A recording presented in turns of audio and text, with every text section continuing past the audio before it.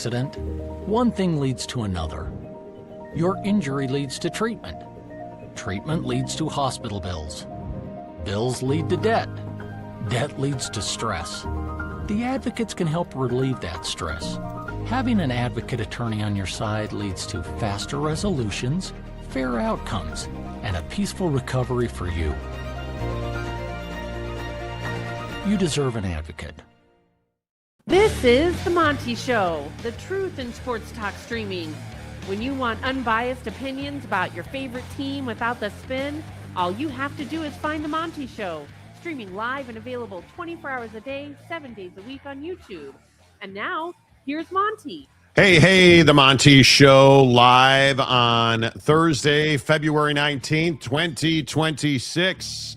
And as always, we are presented by the Advocates at theadvocates.com, the best injury attorneys in the business, 24/7, 365. And the best part is it won't cost you a dime, right? You never reach into your pocket to pay the advocates. You never have to pay a consultation fee, a retainer to get clear, risk-free advice. 24/7, 365 at theadvocates.com. Good Thursday to you. And I wish we were going to start the show talking about something other than Darryn Peterson being a scumbag. I mean, I wish we could do that, but this story is dominating college basketball right now. And I think justifiably so. I don't know. I think Darryn Peterson at KU, and if you didn't see it last night, I'd be surprised because I do think it is everywhere. Darryn Peterson's the villain of college basketball. I don't think there's any doubt. He's one of the most least respected, disliked dudes from a fan perspective because the guy quits on Kansas every single night. I don't know how you explain it. The guy quits on his team every single chance he gets. And he did it again last night, dominating when he was on the floor. And then just out of nowhere, I'm done. The game's over for me. And you see here, he hits a third. This is 3.5 minutes or whatever into the second half. And there he is asking out of the game. I'm done, and does not return. Now, Oklahoma State blows. I think we all agree with that. There is, Oklahoma State's not good. It's not like this was going to cost Kansas a win. And I don't even think anybody is saying that. I don't think people are like, oh, well, that's not what people are saying. What I think people are saying is that Darryn Peterson's a fraud who doesn't love playing basketball. And you know what? I wholeheartedly agree with that, Jake. Yeah, I mean, it's hard to get away from it at this point. I mean, how many times are you going to ask out? How many times are you going to be out sick? How many times are we going to get the bro looked fine in warmups and was dunking the ball and everything was amazing, and then suddenly came down with the flu and can't play? I mean, how many times is that going to happen? How many times is, you're going to be playing a bad team or really any team, and, you come out in the first half and everything's amazing and Darryn Peterson's doing what Darryn Peterson does, and then, you just get to the second half and he's just like, yeah, that's going to be it for me tonight, boys. I don't need to play in this game. Not a big deal. Like, that to me is sort of the issue with Darryn Peterson, is that I'm guessing that he just believes he's above it, that there's no other explanation other than that, because the Bill Self side of it all season long has been, well, he looked fine to me. He looked prepared to me. We expected more out of him tonight. I thought he was going to play, didn't know he was going to ask out. So this has graduated from, well, Darryn Peterson and Bill Self aren't on the same page, to, no, Bill Self and the rest of the team are on the same page, and Darryn Peterson is kind of the outlier and just seems to be doing his own thing. Yeah, I don't know how you argue with that. That's the issue that I think we're having here. And I understand that there are real issues surrounding college athletics right now. But you're putting Darryn Peterson should be what's right with college basketball.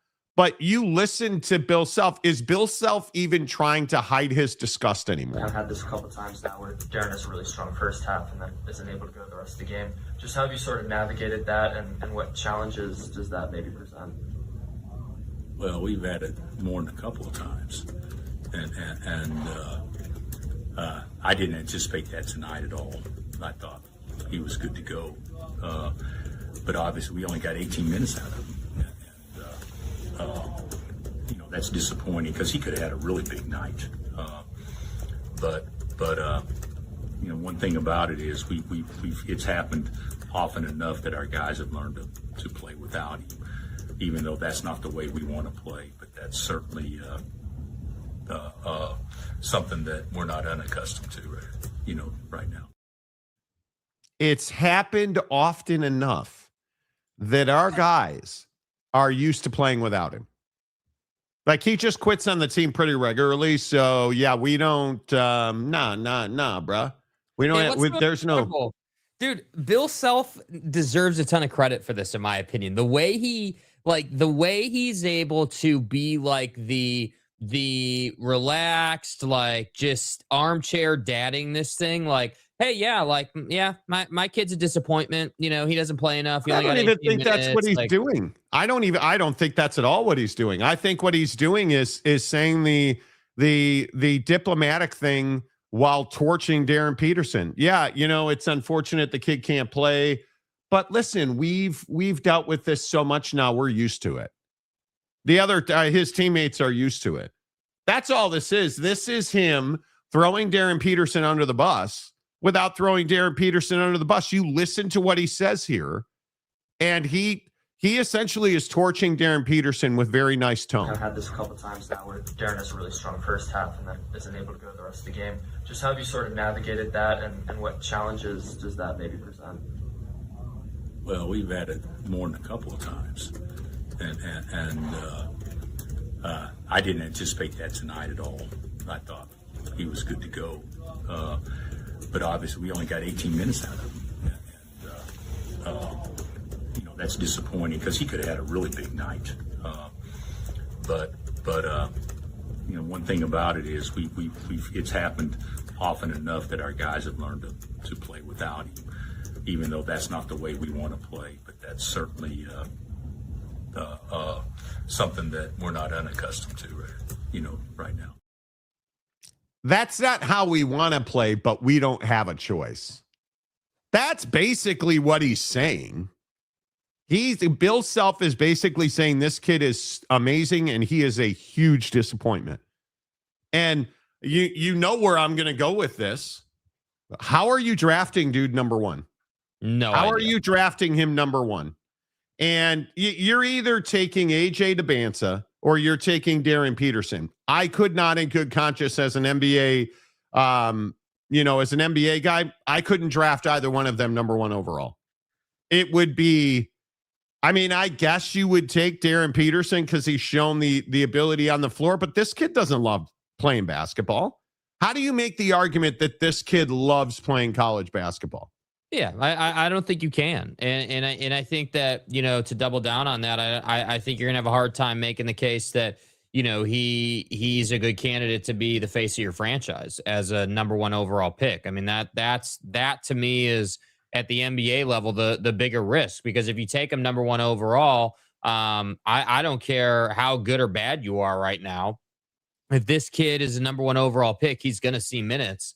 And if he tries to do this stuff at the NBA level, it's not going to be tolerated. Coaches at the NBA level and executives at the NBA level are not going to tolerate this. It's going to be a way bigger issue at the NBA level than it would be at Kansas. And again, Bill Self deserves a lot of credit for handling it the way he is. But I just think that Darryn Peterson, I think my opinion is Darryn Peterson has been told that he doesn't need to play as much anymore. Save the juice for the tournament, have a good tournament run and you're good to go, and that to me is what I see on Twitter, is that everyone's wondering, are we going to see this nonsense when they're in the tournament and the games mean more, because obviously, you need to beat Oklahoma State, but we all agree, like you said, Oklahoma State is ass and we all know that.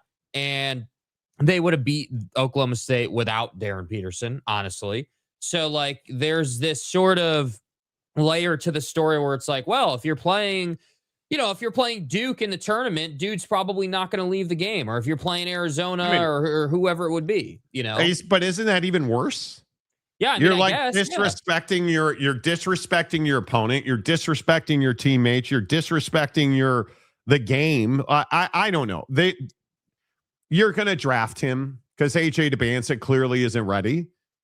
But you can't tell me you feel good about drafting Darryn Peterson. I don't. There's no way.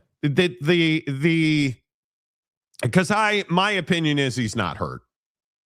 I just think he doesn't want to risk whatever he believes is coming to him. And that's all I can think. Because again, the thing that nobody talks about is, what if this kid actually is having cramping issues for months at a time? You drafting him number one?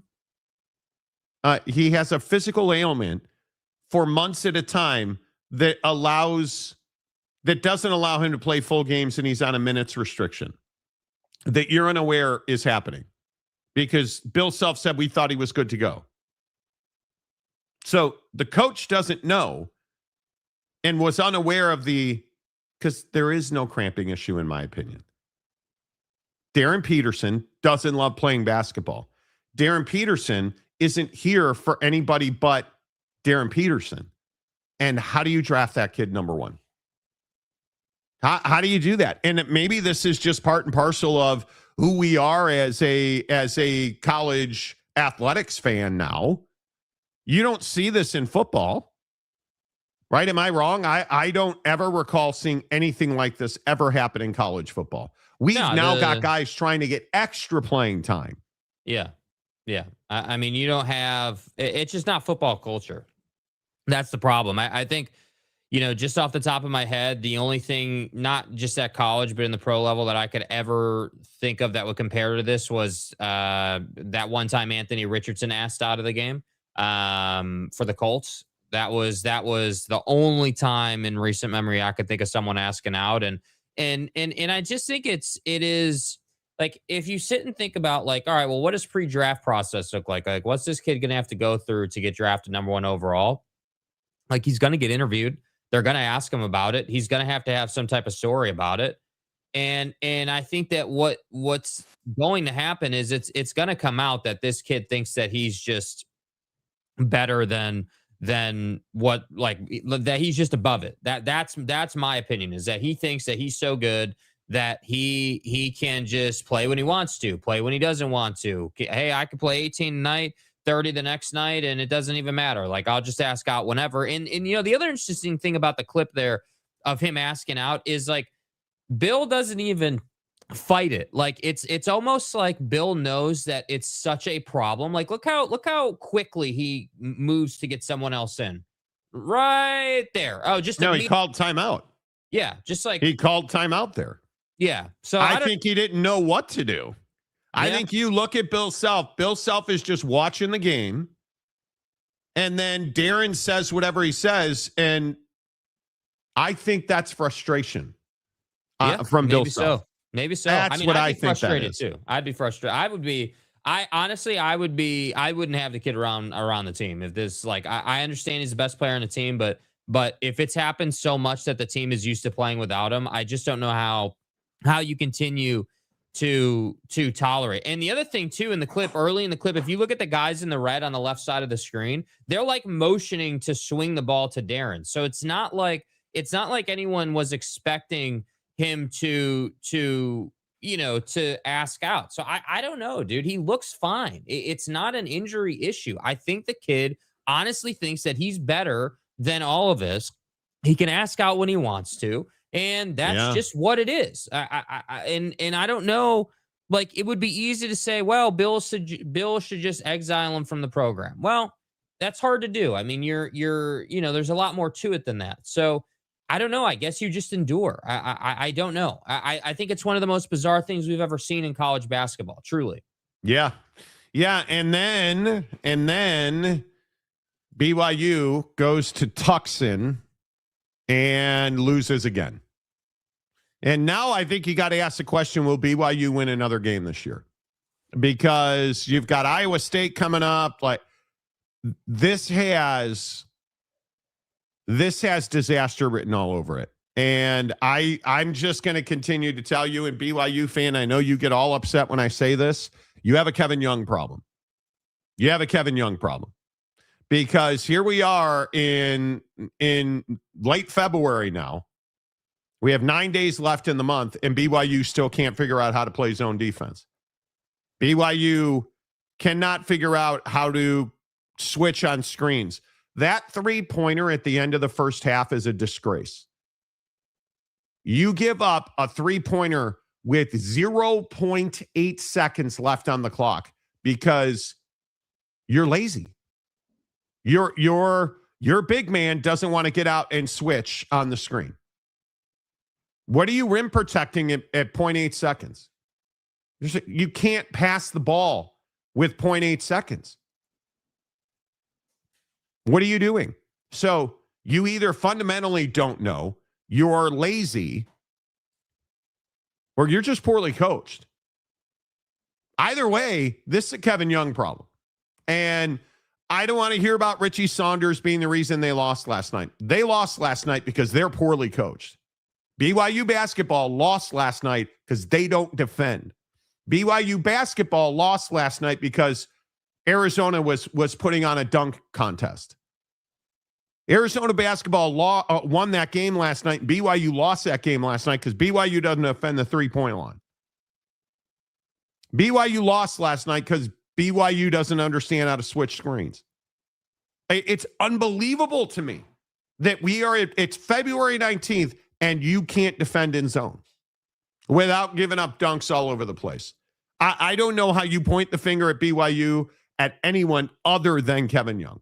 Yeah, I mean, I think that there's this conversation with Kevin Young's style where obviously this guy spent a ton of time in the NBA, and I think the initial thought was, hey, we'll bring him to BYU. You know, the NBA experience will translate onto the floor, and we'll get that level of performance. You know, we'll get a system and a style of play that lends itself to higher scoring, you know, a little bit better defense, you know, that type of situation. And I just think that it's you know, it just hasn't panned. I think that Kevin is talented. I think that he is a solid head coach, but I also think that he's a young head coach. You know, you have a team here that isn't talented enough to overcome what it does poorly. And that's when coaching gets exposed. When you have a team that doesn't have the ability to overcome. And I look at this game last night, and early in the first half,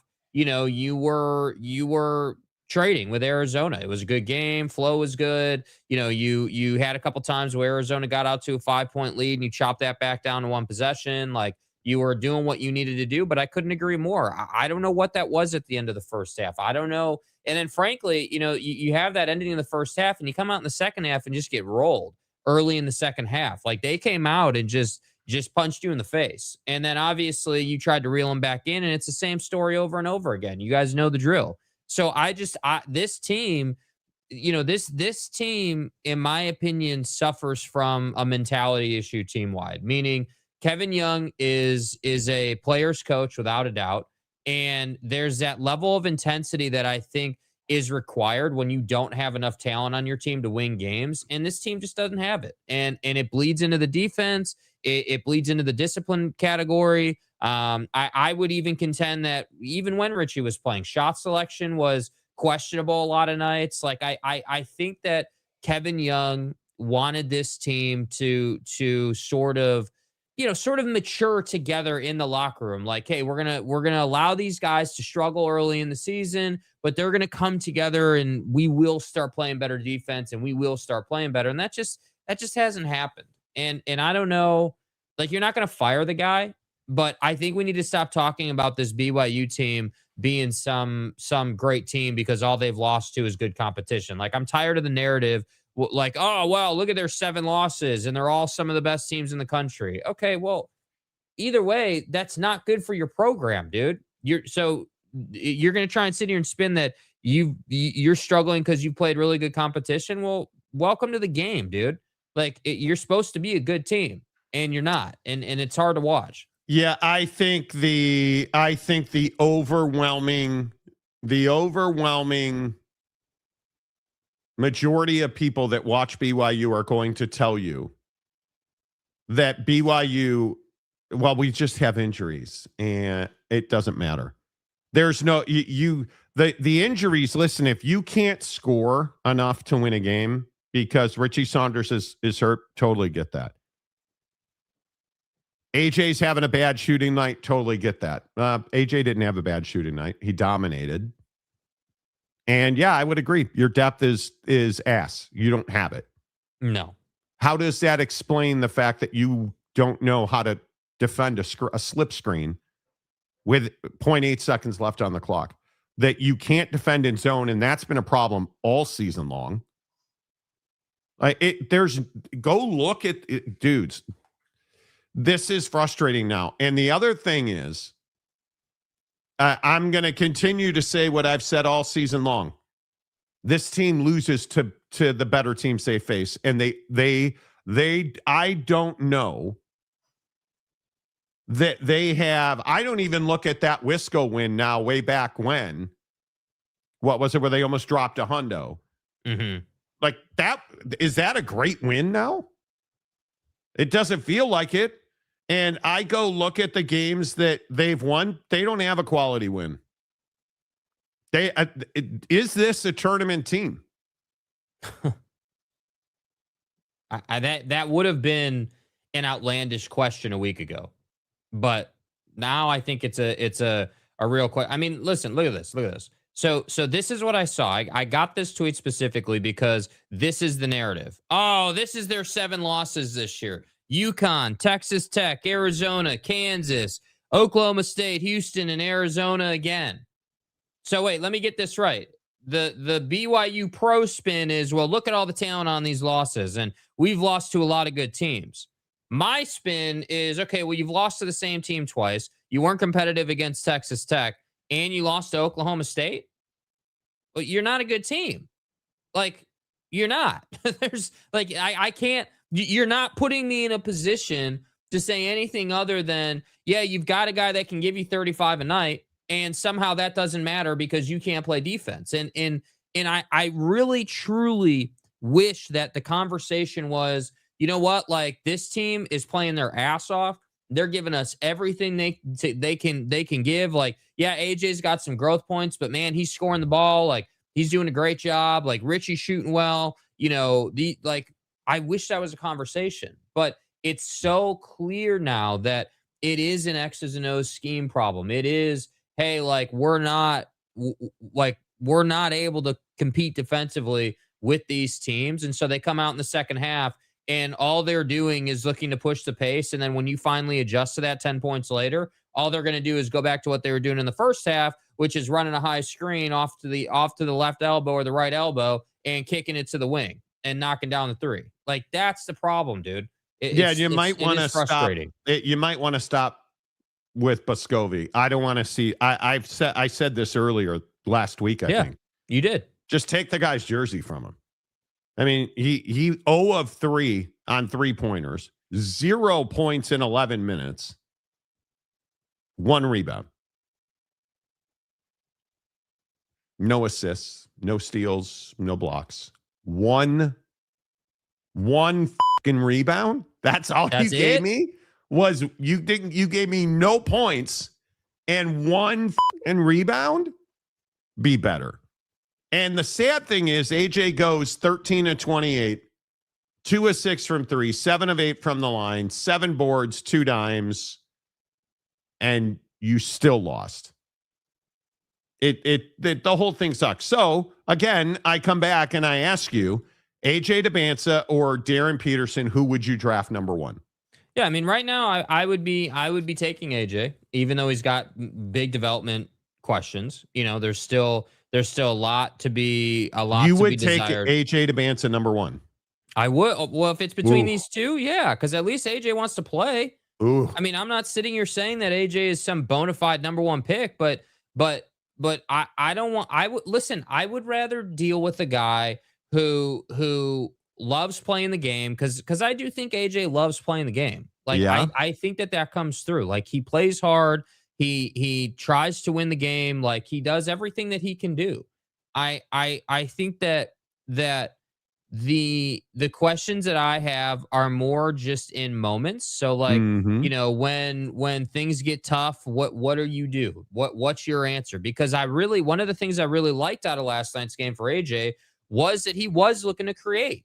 When he had the ball, he was getting after it. And I like that he established the mid-range game early in this game. He found his rhythm early. Like, I think last night he played well.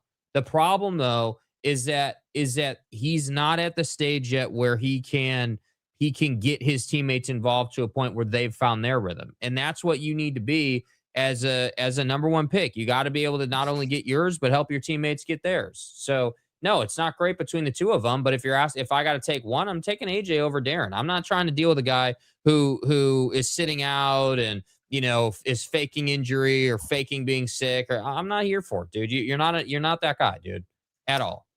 Yeah, I think AJ Dybantsa very clearly needs another year of college basketball. I mean, I look at this team and listen, I think he's played well, but he's had some real dog-ass games. And I think he's played well. He needs another year. All right. Let's get into the comments section. Tom Dean, a member for 15 months. Sorry, Tom. Let me get the sounder here. There you go. Cramps McSniffles again only plays 18 minutes at Okie Light. Cramps McSniffles. Oh, wow. Look at that. Wow. James's 15th burner account is here today. What do you know? Dana, don't call me James. Marie, a member for 12 months. Nice. Not really sure why we're rocking Christmas vibes in the picture there, but nice. Dana, always good to see you. Always good to see you. Welcome to the nightmare. Good morning, Monty and Jakey Two Shakes. Hopefully no internet issues today. Bro, how reliant are we as a populace on the internet? Oh, it's rough, bro. It's terrible. Like, it is absolutely terrible. Yesterday was one of those internet outages where I was like, okay, well, if we're going to be out all day, let me just clean up the golf clubs real quick because I'm going to go hit me some. Come on, dude. And then immediately what happened? Oh, it's time to work. Yeah, we'll turn the internet back on. Don't. It's fine. It's fine. Immediately. That's what I don't understand, dude. Immediately the internet comes back on. That's what I don't get. Like, how does it go out like that? Like, it's like, all right, off switch, click, out, and then hour later, time to work. Yeah, we're just gonna turn that thing right back on. Like, dude, if you're gonna be out all day. My internet is elite too. Like, when my internet is interneting, it is You fast. have the Darryn Peterson of interneting. Yes. When it plays, it's really good, but it doesn't play enough. Yes. And yeah, it is what it is. But it again reinforces the point I always make when I have internet issues. Mm-hmm. Man, when you don't have internet access, I don't know how these dregs of society that run these internet companies sleep at night. Because, you just, you do you, chum hum. You do you. It is so, you wouldn't understand the chum hum reference. But my point is, man, when you don't have internet, it is the worst. The things we take for granted. The real awkward guy, hey, playa, AJ Dybantsa sucks. He's not ready for the NFL. Phil Venzer, another day at the grind. Yeah, I would agree with that. Bailey Dietrich, hope everyone had a wonderful Ash Wednesday. Okay, religious types out there. That is some Catholic, in God's name, image, and likeness. It's fine. No, I'm not playing your stupid games today. Nice to see you, James. Let us know when you're getting ready to leave to go chart. It's a Dana Marie reference. Right. It's Right. fine. Burner account alert. That's what I'm saying, dude. I don't think James and Dana Marie are the same account. I could be wrong. But, again, I am no, it's fine. It's fine. Pacing Cougar fan. BYU should end up in the middle of the Big 12. They might make the big dance, but most likely lose in the first round. I don't think they're a tournament team because I think BYU is not going to win another game this year. They just can't defend. And you look at BYU's schedule. Here's what BYU has left. What do they have? 5 games left. Iowa State, Saturday at home at the Marriott Center. UCF, that's your best opportunity to win a game next, what is that, Tuesday? At West Virginia, at Cincinnati, home for Texas Tech. Now, JT Toppin yesterday, it came out, torn ACL, done for the year. Shitty. That's terrible. Maybe you have a chance. But it would not surprise me if they don't win another game this year. Mm-hmm. They're that bad defensively. At what point does BYU fan get comfortable saying that Kevin Young's the issue? I know he's your golden child. I don't know, man. I think it's going to be a minute. Could be. The real awkward guy, this guy is Zion 2.0, more interested in BBLs. What's a BBL? Than basketball.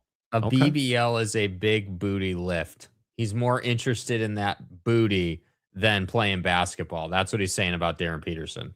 I don't think there's any evidence that's what Darryn Peterson's interested in. I think there's lots of evidence he's not interested in playing basketball.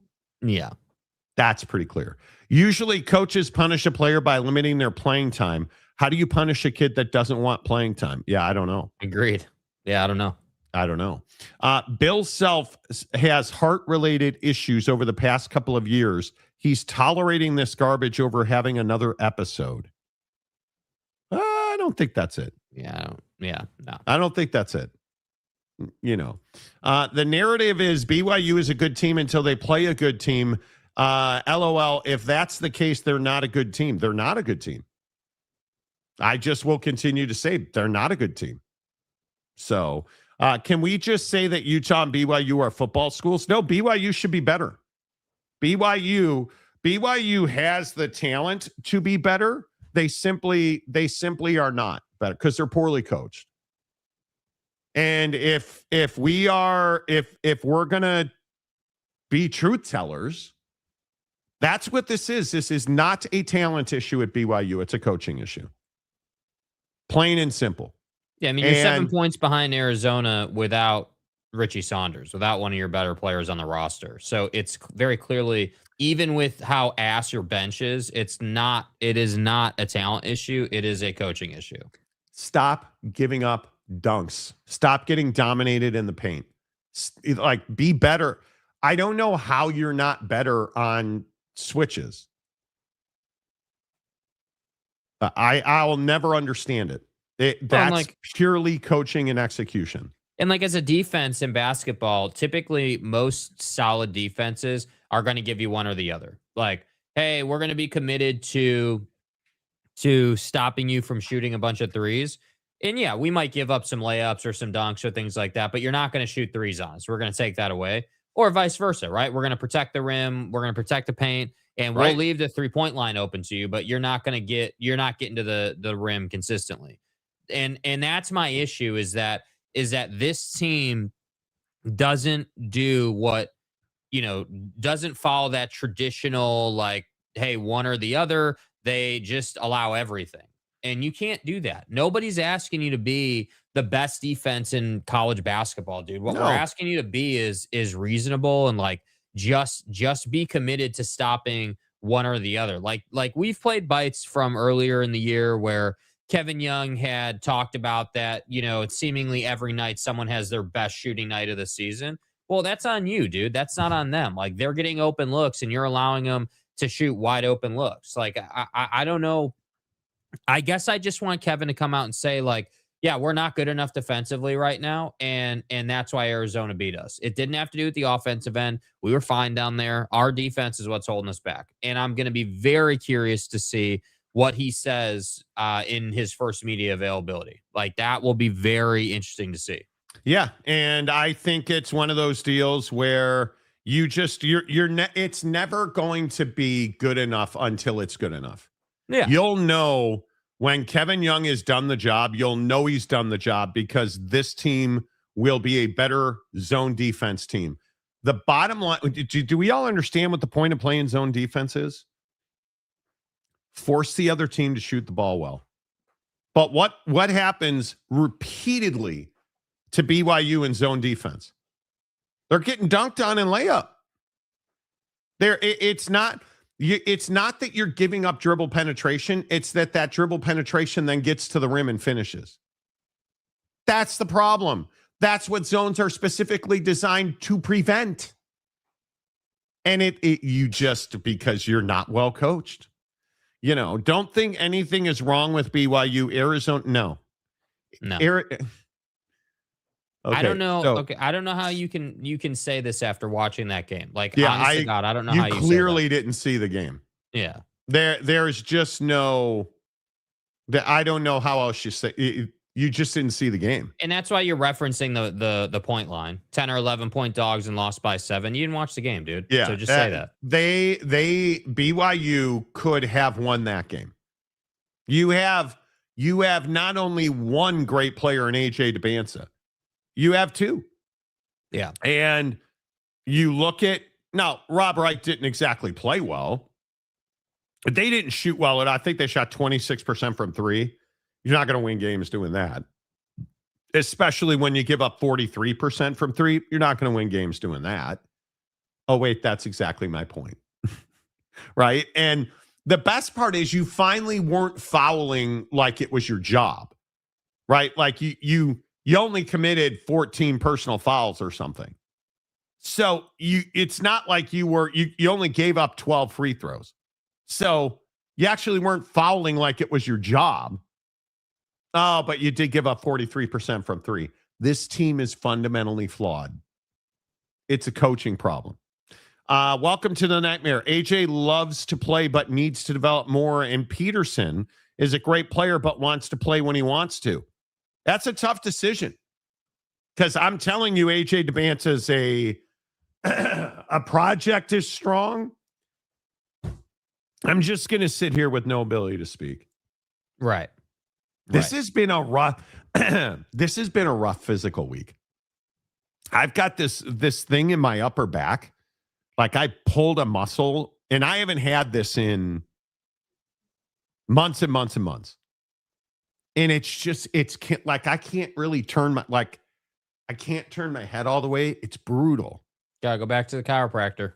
Yeah, I went to the chiropractor the other day. Last Friday or Monday? I went to and it was amazing. And it's just, it's brutal. And now I'm sitting here vomiting all over the microphone as usual. Monty hits it every time. I do think I hit it every time. Yeah. Yeah. I mean, that's, yeah. Okay. I think I've hit it every time. I do. Yeah. Mapes, who's been a member for 30 months, depth, defense, and rebounding have destroyed BYU.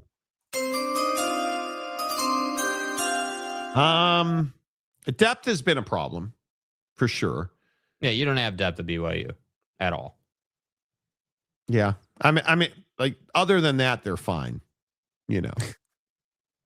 Other than the depth, defense, and rebounding, they're fine. Boyd Lake, the SEO King of America. Started to see the old athletic Keita last night. All the other bros have to be more productive. I don't even agree they need to be more productive. You're playing guys, and I'll just continue to say this. Boscovi has no business being a college basketball player. He just ain't that. He's not good. The guy, he can't shoot. He doesn't want to shoot. He looks scared when he does shoot. And you look at Keba last night, 30 minutes, 4 points, 9 rebounds, 2 turnovers, a steal, and 4 blocks. Yet the biggest play of the game, he doesn't go out and cover the screen in the corner. Just does not make the effort to get out and put a hand up on the shooter. You explain it. Kennard Davis, I have no idea what your function is. If you want to point to somebody, Kennard Davis is the guy that you kind of feel like Kennard Davis is a guy that they need to get more out of. He's the one I would point to. You have 2 star players on this team without Richie Saunders, right? Because you look at AJ Dybantsa and Rob Wright, those are 2 star players. Yeah. It goes without saying they have to be very good every night, or BYU's not going to win. You know, he's interested in what basketball can offer him: money, women, lifestyle, not the sport itself. I would agree with that. I think it's without question that when you look at Darryn Peterson, and again, Darryn Peterson goes off last night, has a huge game, and then asks out of the game right here and never returns. Never returns. That's early in the third quarter. And they're saying it's cramps. So, boy, a kid that's had a cramping issue for several months. Makes you wonder if the KU medical staff is doing their job. Maybe sports nutrition's a problem in Lawrence. I mean, your highest functioning college basketball player has all these cramps. Boy, I think that's HIPAA. Maybe we're not lifting the right weight. Maybe we're not. You know, can I get some IV hydration over here? Some salt tablets. Oh, or he doesn't have cramps. It's just an excuse, which is what my opinion is. Oh. A kid has cramps for months and months, and nobody's raising red flags. Nobody's worried about kidney function. Nobody's worried about heart function, circulation issues. I mean, do you see how ridiculous this is? It's always the cover-up, not the crime. Yeah. I don't believe for a second that this kid wants to play basketball.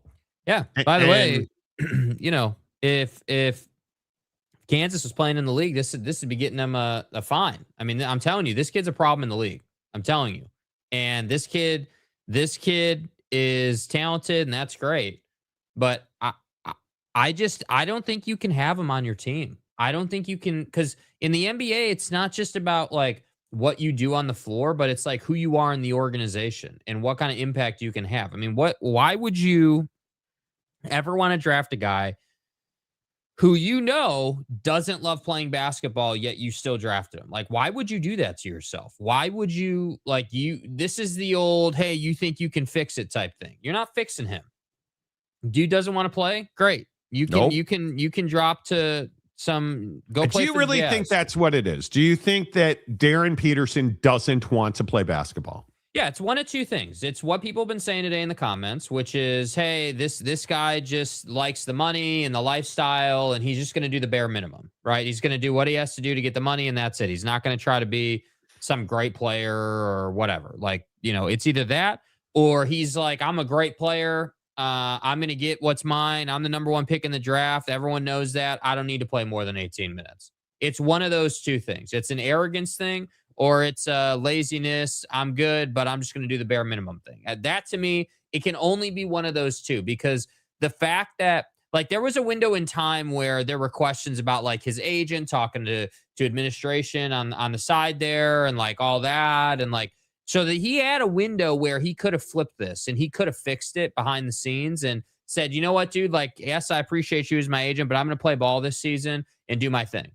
But he's chosen not to do that. So I'm kind of past the, hey, he's getting bad advice narrative. And I've moved on to, no, he's choosing to do this. and it's one of two things, as I was just explaining, and that's it. He's not hurt, he's not injured, he just mentally is not that guy. Yeah, I'm looking at his highlights. He's not. I don't believe for a second he's injured. I mean, I just don't believe that he's injured. There's nothing to suggest that he is. That's the thing, it dude. really isn't. Like, he's moving fine. He doesn't look like a guy who's got cramps. Yeah. Go play intramurals, brother. Yeah, like, I mean, yeah. It's very frustrating to me. And I liken this very much to kids that just don't love the game. Right? That's the crazy part, is you can just tell Darryn Peterson doesn't love the game. You know. Jeremiah Champion. Hello. Is the Chrome Dome going to find someone for not playing the fourth quarter? That's what I'm saying, dude. That's what I'm saying, dude. Commissioner Ears, Commissioner Powder, alien guy, is he going to roll out a fine into college basketball to fix the Darryn Peterson problem? Is that what we're going to do? And Boyd, is this a double entendre? He needs the good old pickle juice.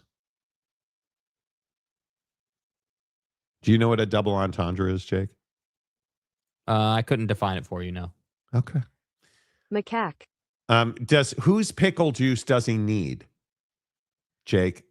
Otherwise, because it's the one phrase that has sexual innuendo and normal meaning.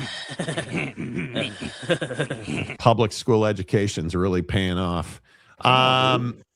Because people, when they get cramps, they drink pickle juice. Your third leg was just phenomenal. And come on, dude. I've literally, dude, is that for real? People drink pickle juice when they get cramps? Are you serious? God, why do I? No, dude, I'm not believing this. Why every fucking day? Why do I have to deal with this every fucking day? So your internet didn't go out yesterday. You just didn't want to do the show with me. I see. Call me Darryn Peterson. Come out. Call me Darryn Peterson, right? Like,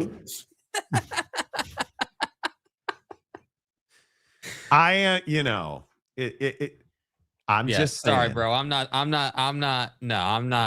Yeah, no, this is ridiculous now. Tampering 101. Yeah, that's what this is. Cramps, pickle brine. Exactly. Yeah, whatever, dude. Whatever, bro. It's Ben Simmons all over again. I guess his back hurts, dude. You cut him some slack. Got to get the black pickle out. Listen, you do what you think you need to do. Bro, do you like pickles, Jake? No. On a burger, sure.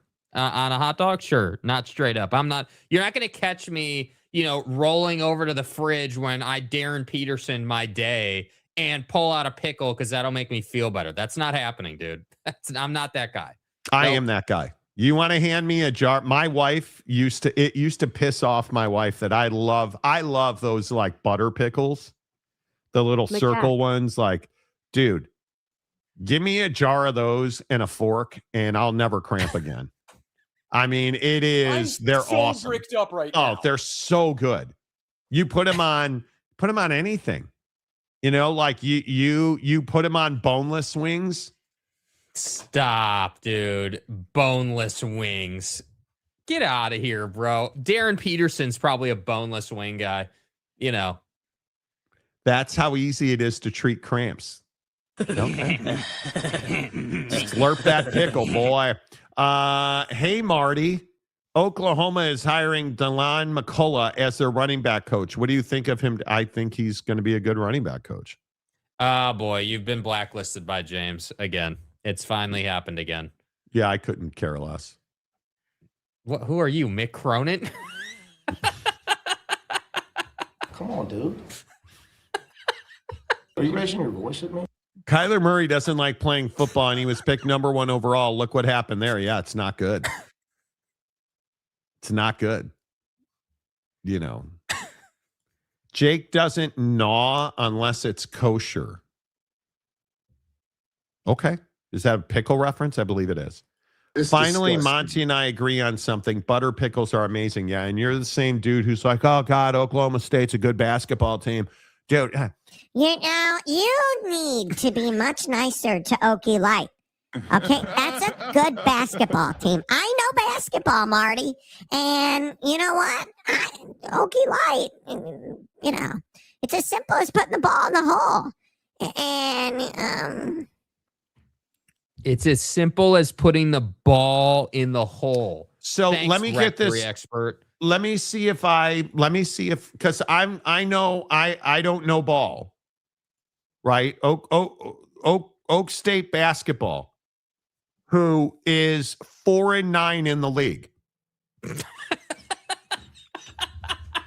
And I have been, Oak State James came in here and told me how stupid I am and I'm dumb and I know nothing. And he 4-9 in the league, brother. And Okie Light, he knows that Okie Light is an elite basketball team because while he was charting, he charted and there was a pattern and it said Okie Light is amazing. So let me get this right. You've lost 8 of 11 and your wins are K-State, who tang that ass, Utah, who is the worst team in the Big 12, Dude. and BYU. Those are your wins.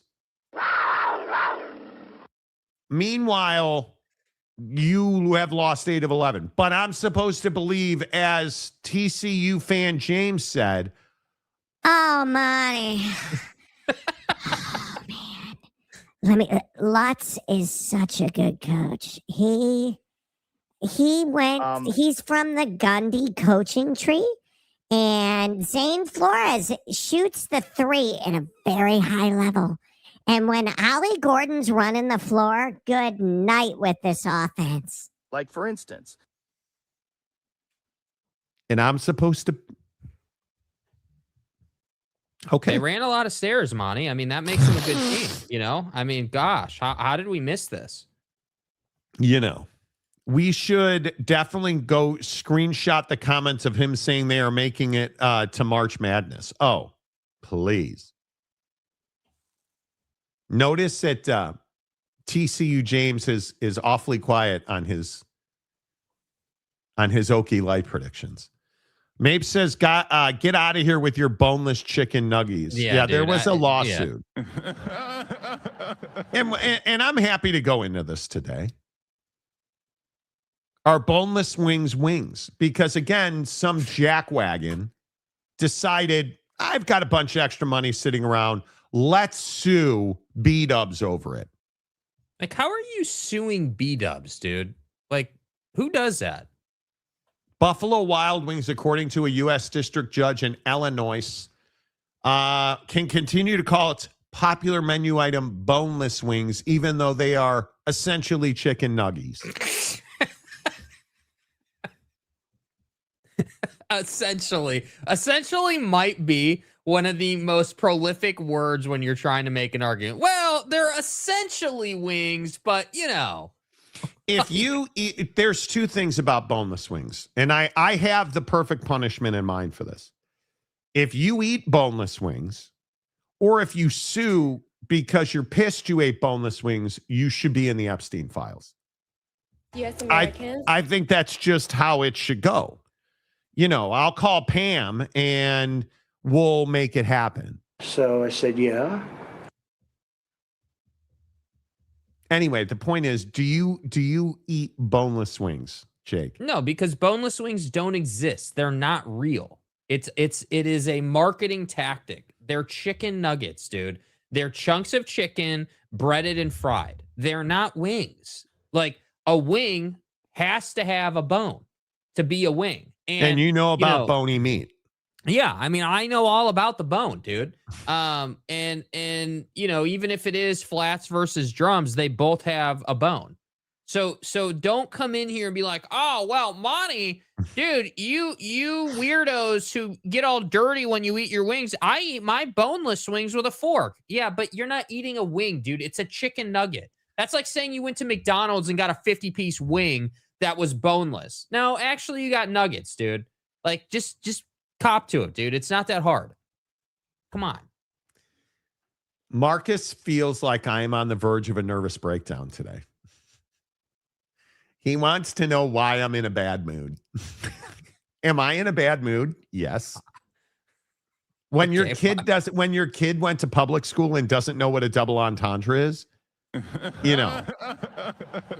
gotta be wing meat. It's not like, here's the thing. And I keep going back to this every time we talk about boneless nuggies and wings and blue cheese. Just get all drums, no flats, ranch dressing. It's not that difficult. When's the last time you had legitimate, like you made wings at the house? Are you still making wings regularly or no? It's been 6-8 months. Really? Okay. Yeah. I eat Impossible Nuggies. Yeah. Yeah. Oh, Marcus. What Why? happened now? Marcus wants to know if it's Sweet Baby Ray's or Stubbs. Bro. Stubbs is ass. We've talked about this on the show. We've had this argument. Multiple times, bro. We've had this argument on the show. Stubbs barbecue sauce, honest to goodness, sucks out loud. It is so, I would rather get, listen, you guys do, the internet cable is twisted up around my foot right now. Shouldn't have gotten out of bed today. I'm all here. Listen, and if you're going to be an idiot, Marcus is the types of dude that'll be like, oh, KC Masterpiece, bro. No. Sweet Baby Ray's. Listen. That's it. And I don't, no when it comes to barbecue sauce, I'm a huge believer that especially with Sweet Baby Ray's, you can get away with the sugar-free version, but the full, just straight up in a jar version is where it's at. That is the absolute. And by the way, I'd even contend that B-Dub's barbecue sauce is better than Stubbs. So Stubbs isn't even in the conversation, Stubbs is bro. so watery. And yeah, it's just, ugh. Yeah. It's brutal. Sorry, man. Sorry. But Sweet Baby Ray's, I'm here for it. If we're doing wings, first of all, understand you need to marinate the wings for an hour before you put them on the smoker. Yeah. It's a must. Give me some Sweet Baby Ray's, give me some pineapple juice, and let them sit in the fridge for an hour. Then put them on the smoker. And we're done. That's it. Or put them in the air fryer for 35 minutes and we're done. Hey, you want to talk about air fryer versus smoker? Yeah, that's a conversation. Okay, we can have that argument. Yeah. But nobody likes Stubbs. Nobody likes Stubbs. Nobody. And if they tell you they like Stubbs, they're lying to you. Come on, dude. Yeah, nobody likes Stubbs. Boneless pickle wing argument. Does someone get Cash Patel and his crazy eyes on the case? I mean, why ranch? I want to taste the flavor of wing rub or sauce. No. Oh my God, dude. You guys, come on. Bro. I don't have it in me to argue with you today about ranch. If I have to explain why Newman's Own Ranch will colorectally change your life, I just don't think you're on my level. Stay hard. I shouldn't have to. Excuse me, Ken's Ranch is even better. I shouldn't have to explain this to you guys. Listen, as men, there are certain expectations that you show up to the party, and you understand. With it. You understand. You get to window shop, but you can't buy. Right? Okay, cool. Jimmy's bringing his hot girlfriend. You can window shop. You can't buy. That's just bro code, right? We understand that we don't drink Mick Ultra. We drink Modelo. That's just bro code. I shouldn't have to explain to you that ranch is the ultimate enhancer for any food. And that includes wings, and the best steaks on earth all need to be dipped in ranch. Now, you can eat them if they're not. If you don't happen to have ranch, okay, listen, that's a conversation we can have. But if you have ranch, of course, it's an accoutrement. Yeah, and I just want to say, dude, if You're going to dip your wick in the ranch and you're going to slob that knob. Yeah, 100%, dude. That's what we Absolutely. do. It's part of the process, bro. But come on, dude. The idea that your question is, yeah, seriously, right? Like, come on, dude. Like the question is, Come on, dude. like the fact that you're like, why ranch? I want to taste the flavor of the wing rub. The fact that you haven't had a wing rub that cuts through the ranch, and then you get the ranch after you taste the wing rub, tells me you're not doing life the correct way, dude.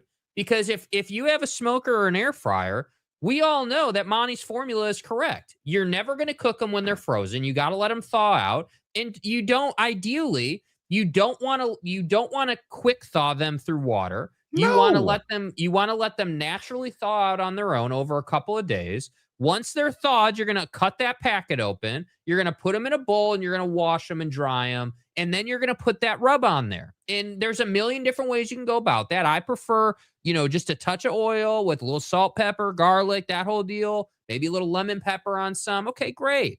But you got to let that sit for a couple hours. And then from there, you can talk about cooking them. But this nonsense about, I went down to McDonald's and I got a 50-piece of boneless wings, and that's the same as regular wing. Get the hell out of here, dude. Nothing you get at McDonald's is the same as anything. Come on.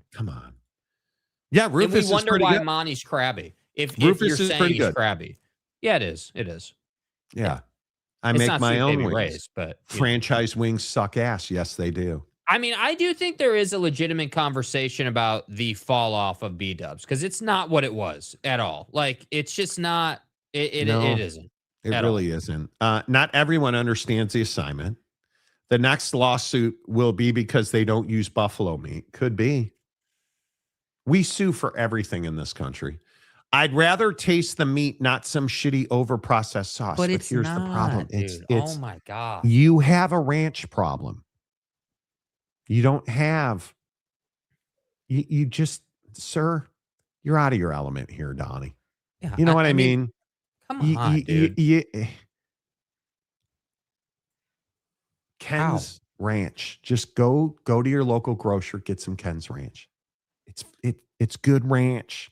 Well, Hidden Valley, Monty. No. Tri-Head County barbecue sauce. Okay. Well, I don't know what Tri-Head has to do with anything, but we're talking about wings and sauce and. Everybody uses frozen wings. It's a travesty. It's blasphemy. Yeah.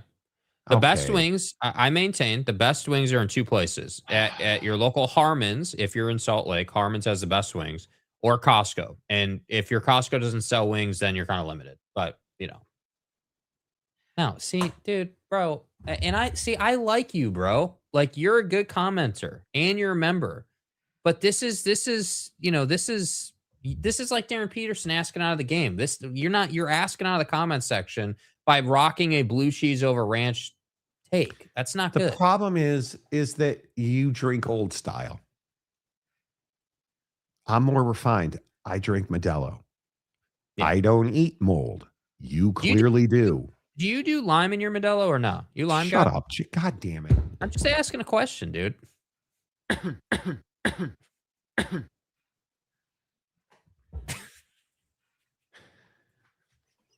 You're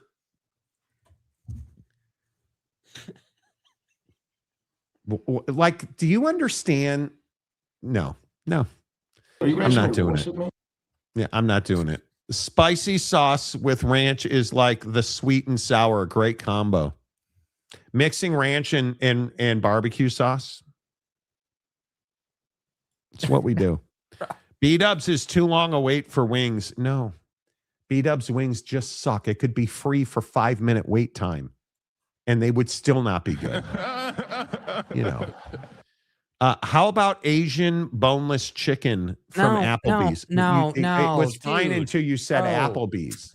Dude, come on. This is why Red Robin's dead. Because you can't, bro. I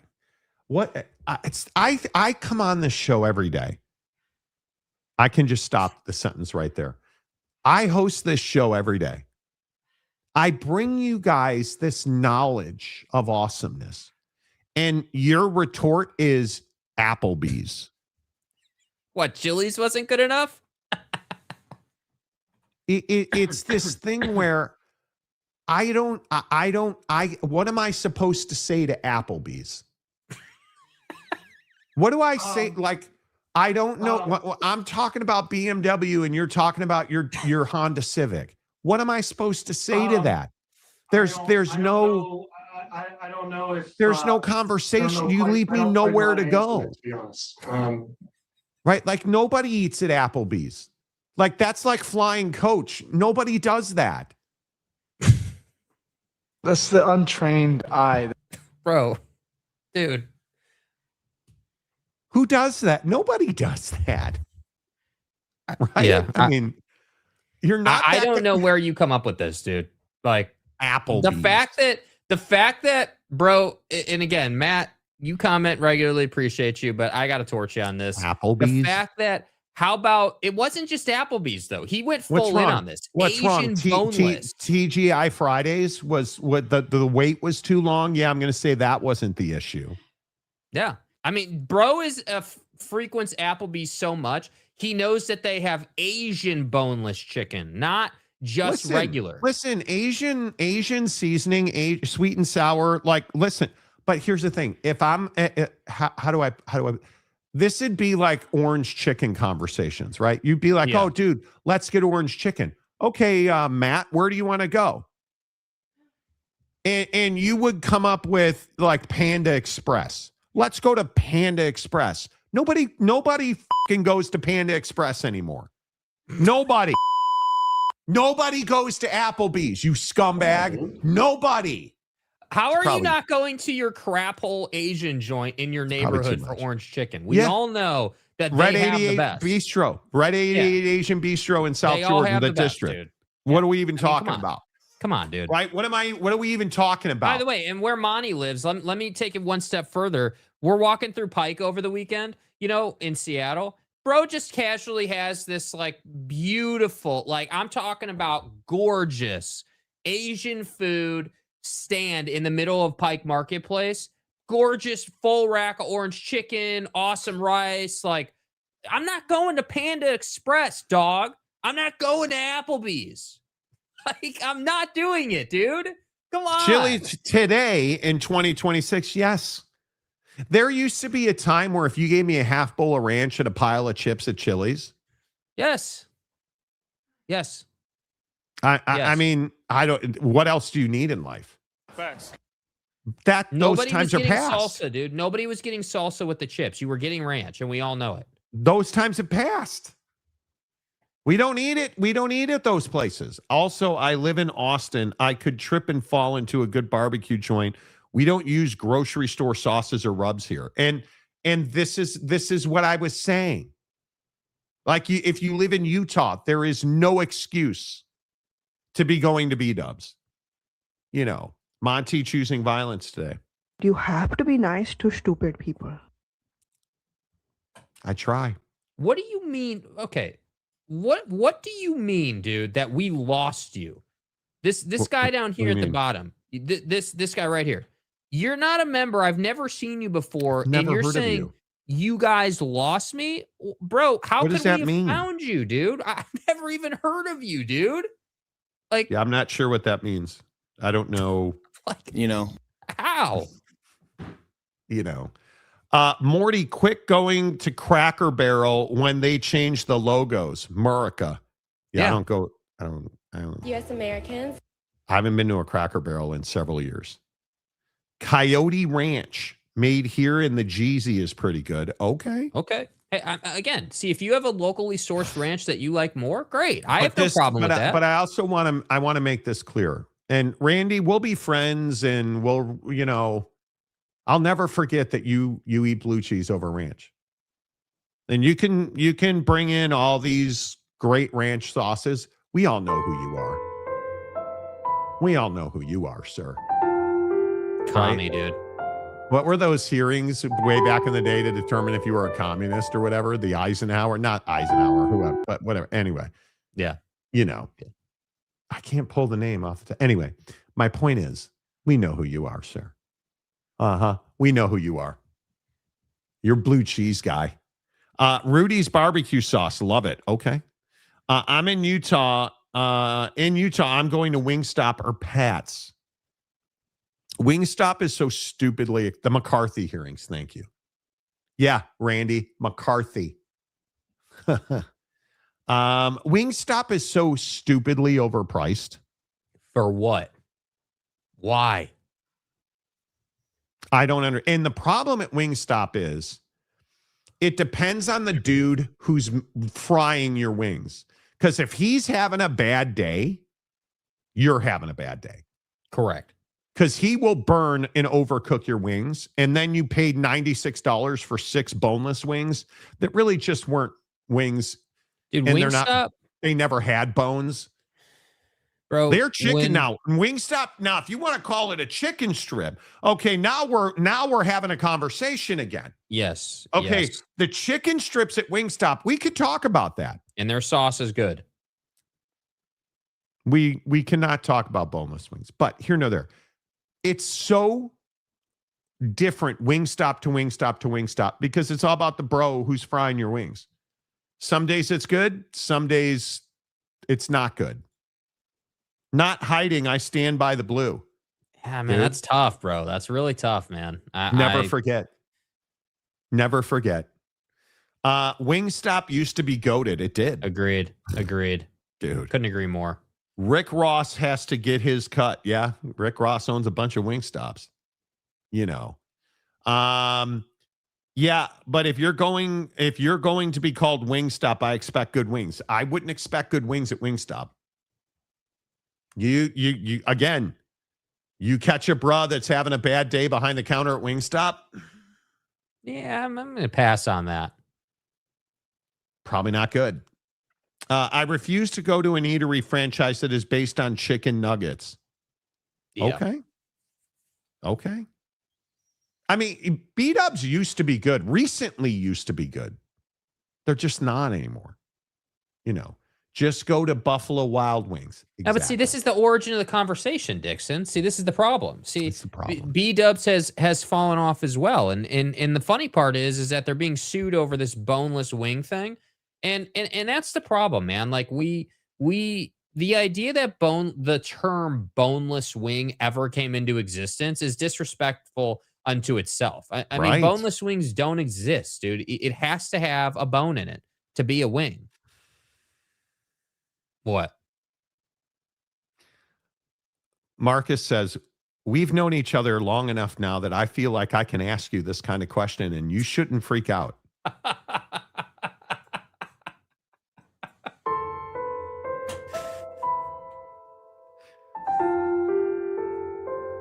When you go to Wingstop, are you a salt and pepper guy or are you a lemon pepper guy?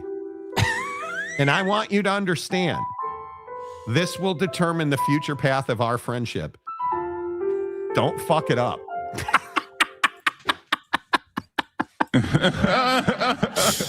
Bro. I feel like I've known you long enough that I can ask you this kind of question. Come on, dude. And for the record, it's lemon pepper all day long. Yeah. I have lemon pepper up in the cupboard. Lemon pepper is tough to beat. You know. Ground boneless turkey wings, nothing but the best for Armani. Exactly. Hey, today is my birthday. Don't I get like free wings? You should get something. You know. Yeah, how are you in a bad mood on your birthday? That's a great point, dude. BW3 with the habanero sauce. What is BW3? I don't know what BW3 is. Is that Buffalo Wild Wings? Yeah, I don't know what that means. If you know the sauce selection at B-dubs, you're probably doing things wrong. The victory has already been won. You know, but it's fine. All right, let's reset. Good morning. It is Monty's birthday.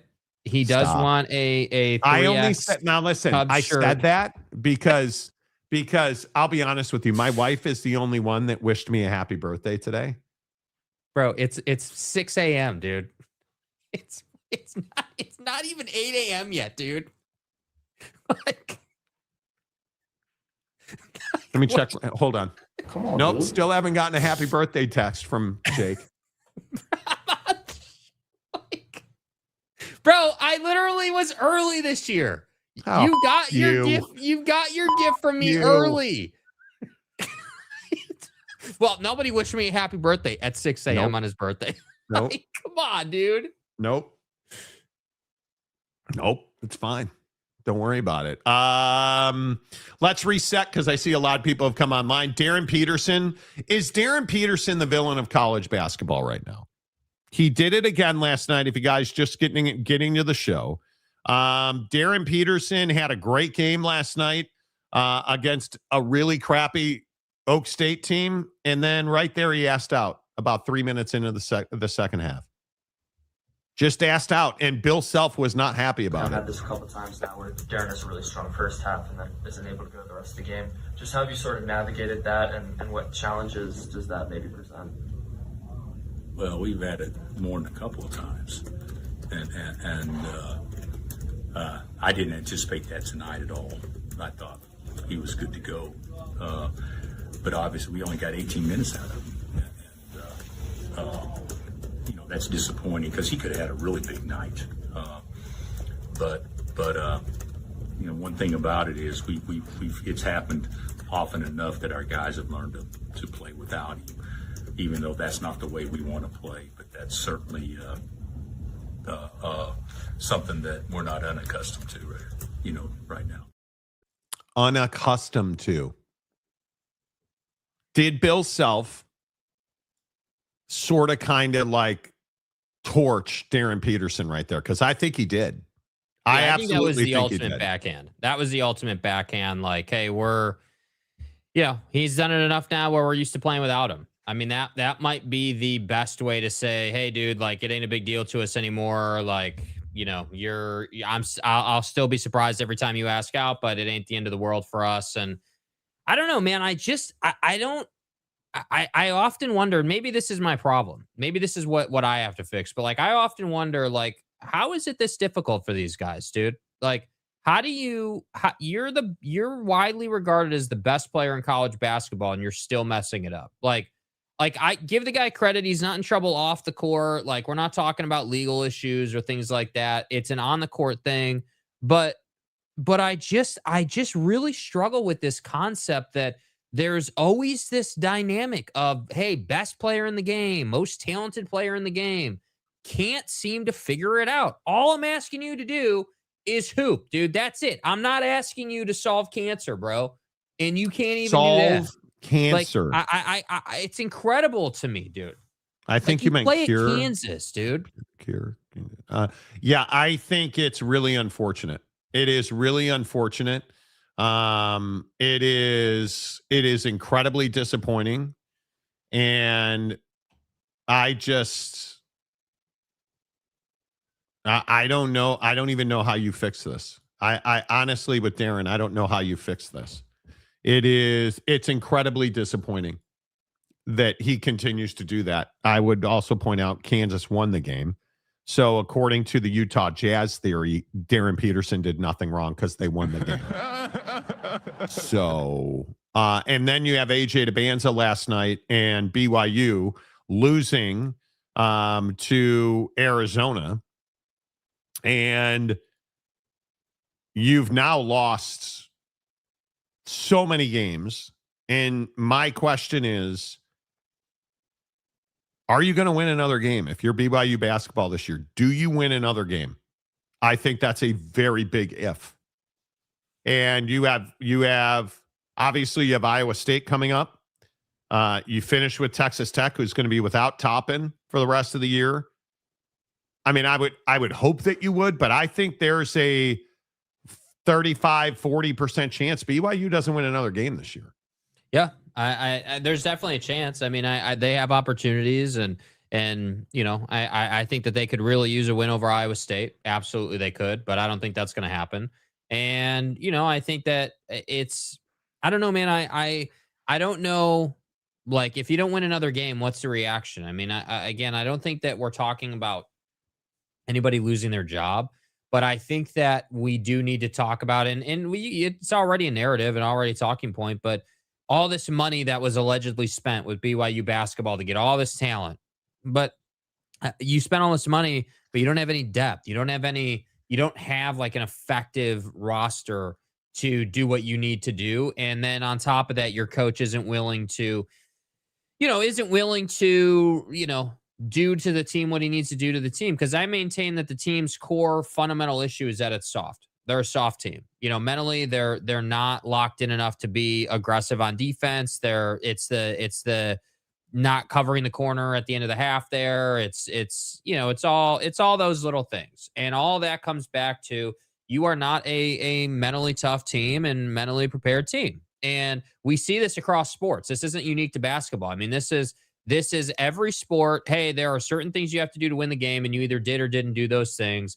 And the whole season haven't done those things. So my question for Kevin Young at the end of the season would be, what are you going to do this next season to make sure, above all else, this next team is mentally tough and prepared to do the things that they need to do to win a game? That would be my question to him. Absolutely. What a terrible year in the Big 12. Yeah. That's the other thing that comes to mind. And I look at BYU and I think they have a coaching problem. They're fundamentally flawed.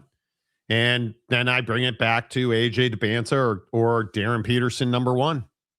And I don't think you can pick Darryn Peterson number one because he clearly doesn't love the game of basketball. Yeah, and if you're picking a guy Randy, number one, yeah. I mean, cheese guy. No way I draft Darryn half game Peterson. I'd rather have someone that loves to play the game, period. 100%. Because the earlier comparison to Zion Williamson ain't that far off, if we're being honest. I question his leadership capability. For that, I can't take him number one. I think that's true. Has anyone done a wellness check on BDM? I have not. Although we probably should try to play the video. He legit went to the Salt Lake County, I think it was Salt Lake County Commissioners meeting, and declared that AJ Dybantsa was going to play for the Jazz and they were going to win multiple championships. And then said that he would like them to name a park in the Monty Show's honor. He said that was my birthday gift. Okay. Are you pleased with that gift? Is that gift sufficient or? Sure it is. It's amazing.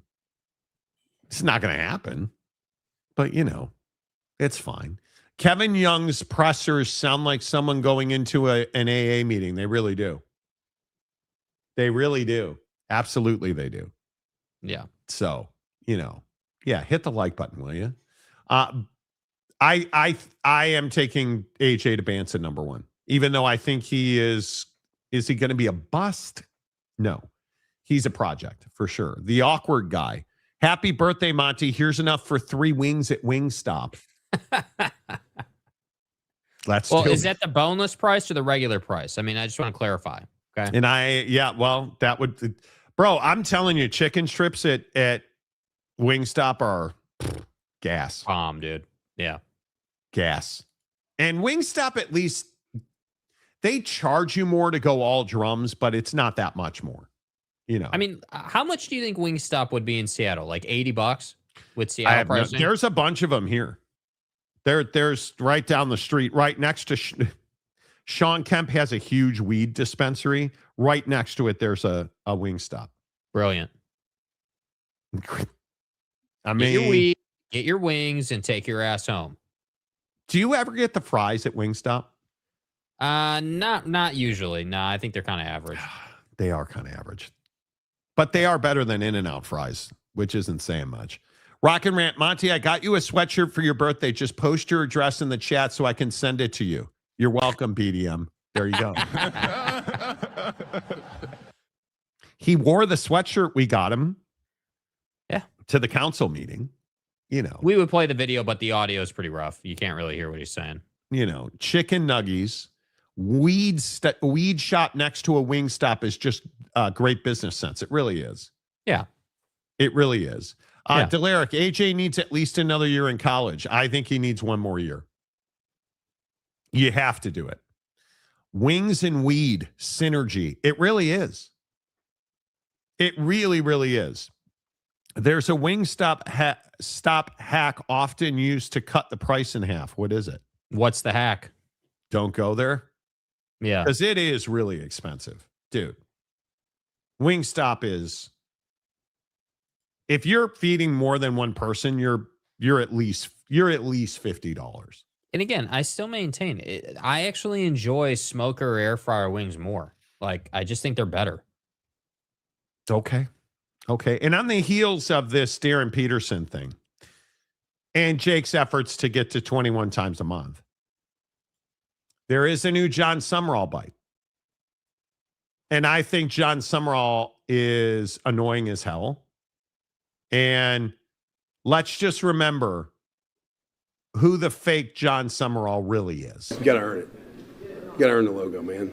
Like, we ain't earned it yet. We ain't earned a damn thing. Like, all we've got is our name. We're going to put our freaking name on every day. All right? And so to wear the Florida Gator logo, to wear the Gators across your helmet and script, or to wear the Gator head, man, you got to earn that. I hate you. Oh, and then there's Mr. Fake celebrate and physically assault a high school kid. Are you good? Good, man.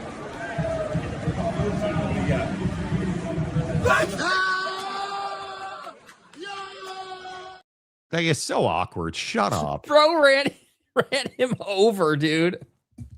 The guy is so fake and cheesy. But hear me out.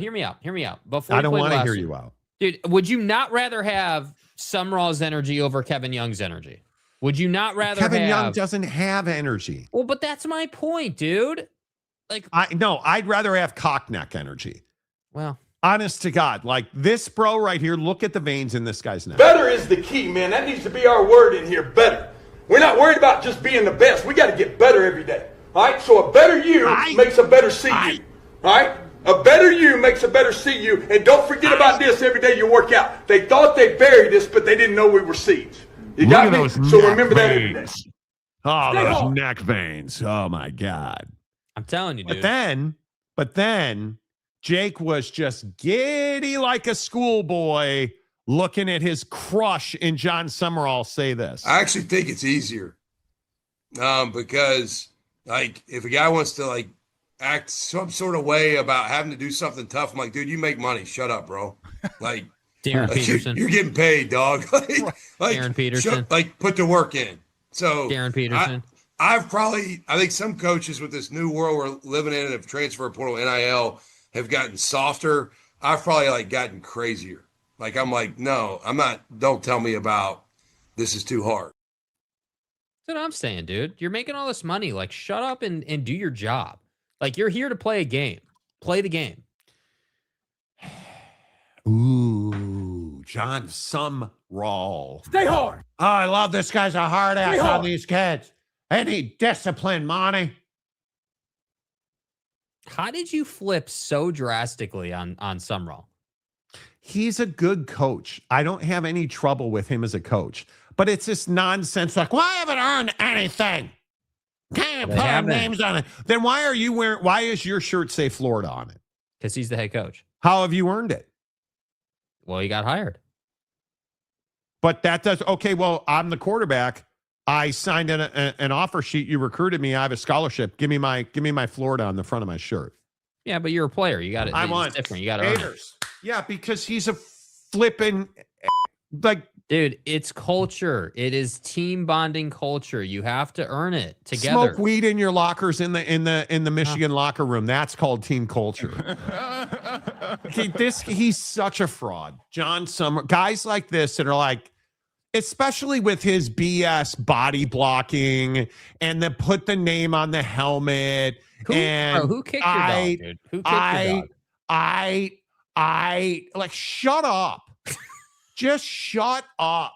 Right? Like, it's all of this contrived fake nonsense that I think I hate guys like that. I can't stand it. It's disgusting. Yeah, at least Cockneck's up there with his throbbing veins, Like, I forgot we were seeds, bro. Like, okay, cool. That's a neat little catchy line. Buddy. You know, like, yeah, Brokeback Buddy's up there talking about his seed. What else would we expect? Go for it. Knock yourself out. I'm here for it, dude. All this other nonsense about, we haven't earned anything. Shut up. Just shut up. He annoys me so much. We don't take any shit. Yeah, Brokeback Buddy makes an appearance. It's just whatever. And I know he's your guy and you love him, and now you're a Gator fan. You're stuck in Eugene, so you hate Oregon. I'm here for it.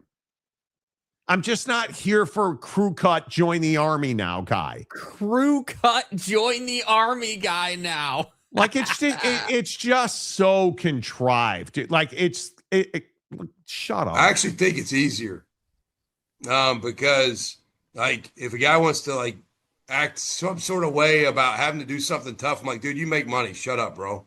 Like, oh, man. Got to earn it on the chest. You make money. Shut up, bro. See, it's always really easy when you apply the same standard to the guy applying the standard. Right? Like, give the kid his uniform. Give him his hat and his helmet and his sweatshirt that says Florida on it. That's what NIL is all about. And I don't disagree. Look, the Kevin Young thing, yeah, his energy sucks. You know, I think where I draw the most excitement is I don't know, man. I think I do better in situations like this, back against the wall type of mentality. I've kind of operated that way my whole life. And you're just all of this nonsense that these coaches put on tape, like Brokeback Seed Buddy guy, like that's all great when you're winning games. When you're winning games, that's all well and good. John Sumrall had better win games. This is Dan Majerle at Grand Canyon, right? Bavacqua, the greatest 10-game stretch we've ever seen. This is all well and good when you're winning, brother. But guys like Sumrall need to go win games before they start talking about how none of his players have earned anything, because you have earned nothing, Sumrall. He's a hoe. Nothing. And I want that known. I'm just so over the hyperbole and the tough talking. Shut up. Brian Kelly called Sumrall and said, bro, that's too much even for me. Family. Right? Like, you know, me, Chief, or Ace, or Champ. Oh, yeah. I got a big guy out of a short woman again yesterday. Oh, God. So we need to add big guy now. You know, I'm walking my dog, and this little lady who, she actually wasn't a lady. She was like 30 something, maybe 20 something, says, wow, you're a big guy for such a little dog. Thanks. That's what I said. And she's like, and I was kind of a rat ass about it. Yesterday was just that day. I was kind of a rat ass about it. And apparently this morning is still yesterday. But everybody wants to pet my dog. I have a really cute, friendly dog. And she's like, oh, you're such a, I can't remember what order she said it, but essentially she said, you're such a little dog for such a big guy. And I was like, thanks. And she's like, can I pet your dog? I'm like, no, we got to go. And I just kept on walking. Like, shut up. Like, who like the audacity of people to say shit like that? So wait, you just said, hey, big guy or whatever, and then you asked to pet the dog. Like, did you think the answer was yes? Like, come on, dude. And I said, yeah. Like, why is that the route you chose to go? Like, yeah, I don't know. Did you think that was going to work? Yeah, I don't. Monty is now get off my sidewalk guy. Yeah, apparently I am. And I'm here for it. I'm here for it. I just don't. Yeah, I don't. Yeah, it's fine. Yo, this is incredible right here. Hey, big guy, did you ask if she was raising her voice at you? Are you raising your voice at me? Come on, dude. Right? Like, I probably should have. Incredible. I probably should. I am a big dude. I am 6'3". I'm a big dude. You don't need to remind me of that. Right? Like, come on, dude. I wear sunglasses. Like it's cold in Seattle. I had on a puffy vest. I had on a rain jacket over the puffy vest. I had on my douche goggles and a cashmere skull cap. Like, it just is what it is. Emotionless face and voice with hair blown to the side energy. Bottle up that stuff, Kevin Young, and call it KY. Seriously. Yeah. Seriously. Because that's kind of what it is. Let's get into this Mountain West G6 thing, because I do think there is a real conversation about where the group of six, if you count the Pac-12, the group of six, getting into the college football playoff. But I don't think there's any doubt the Mountain West has real momentum right now. And I think the North Dakota State announcement, I think, has given them a bounce that they didn't see coming. Well, we knew it was going to be positive.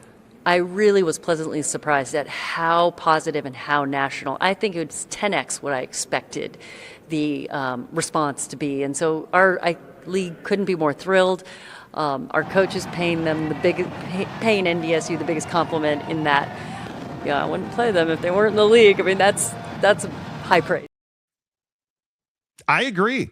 I mean, adding North Dakota State is an unequivocal win.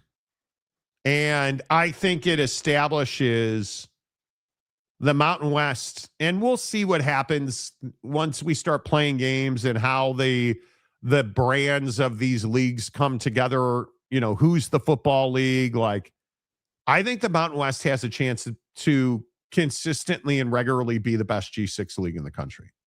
Yeah, I mean, there's no doubt about that, and I think that this conversation that everyone wants to have about North Dakota State's ability to not just win the Mountain West, but to get to the CFP, I think it proves just on its face that the Mountain West has momentum.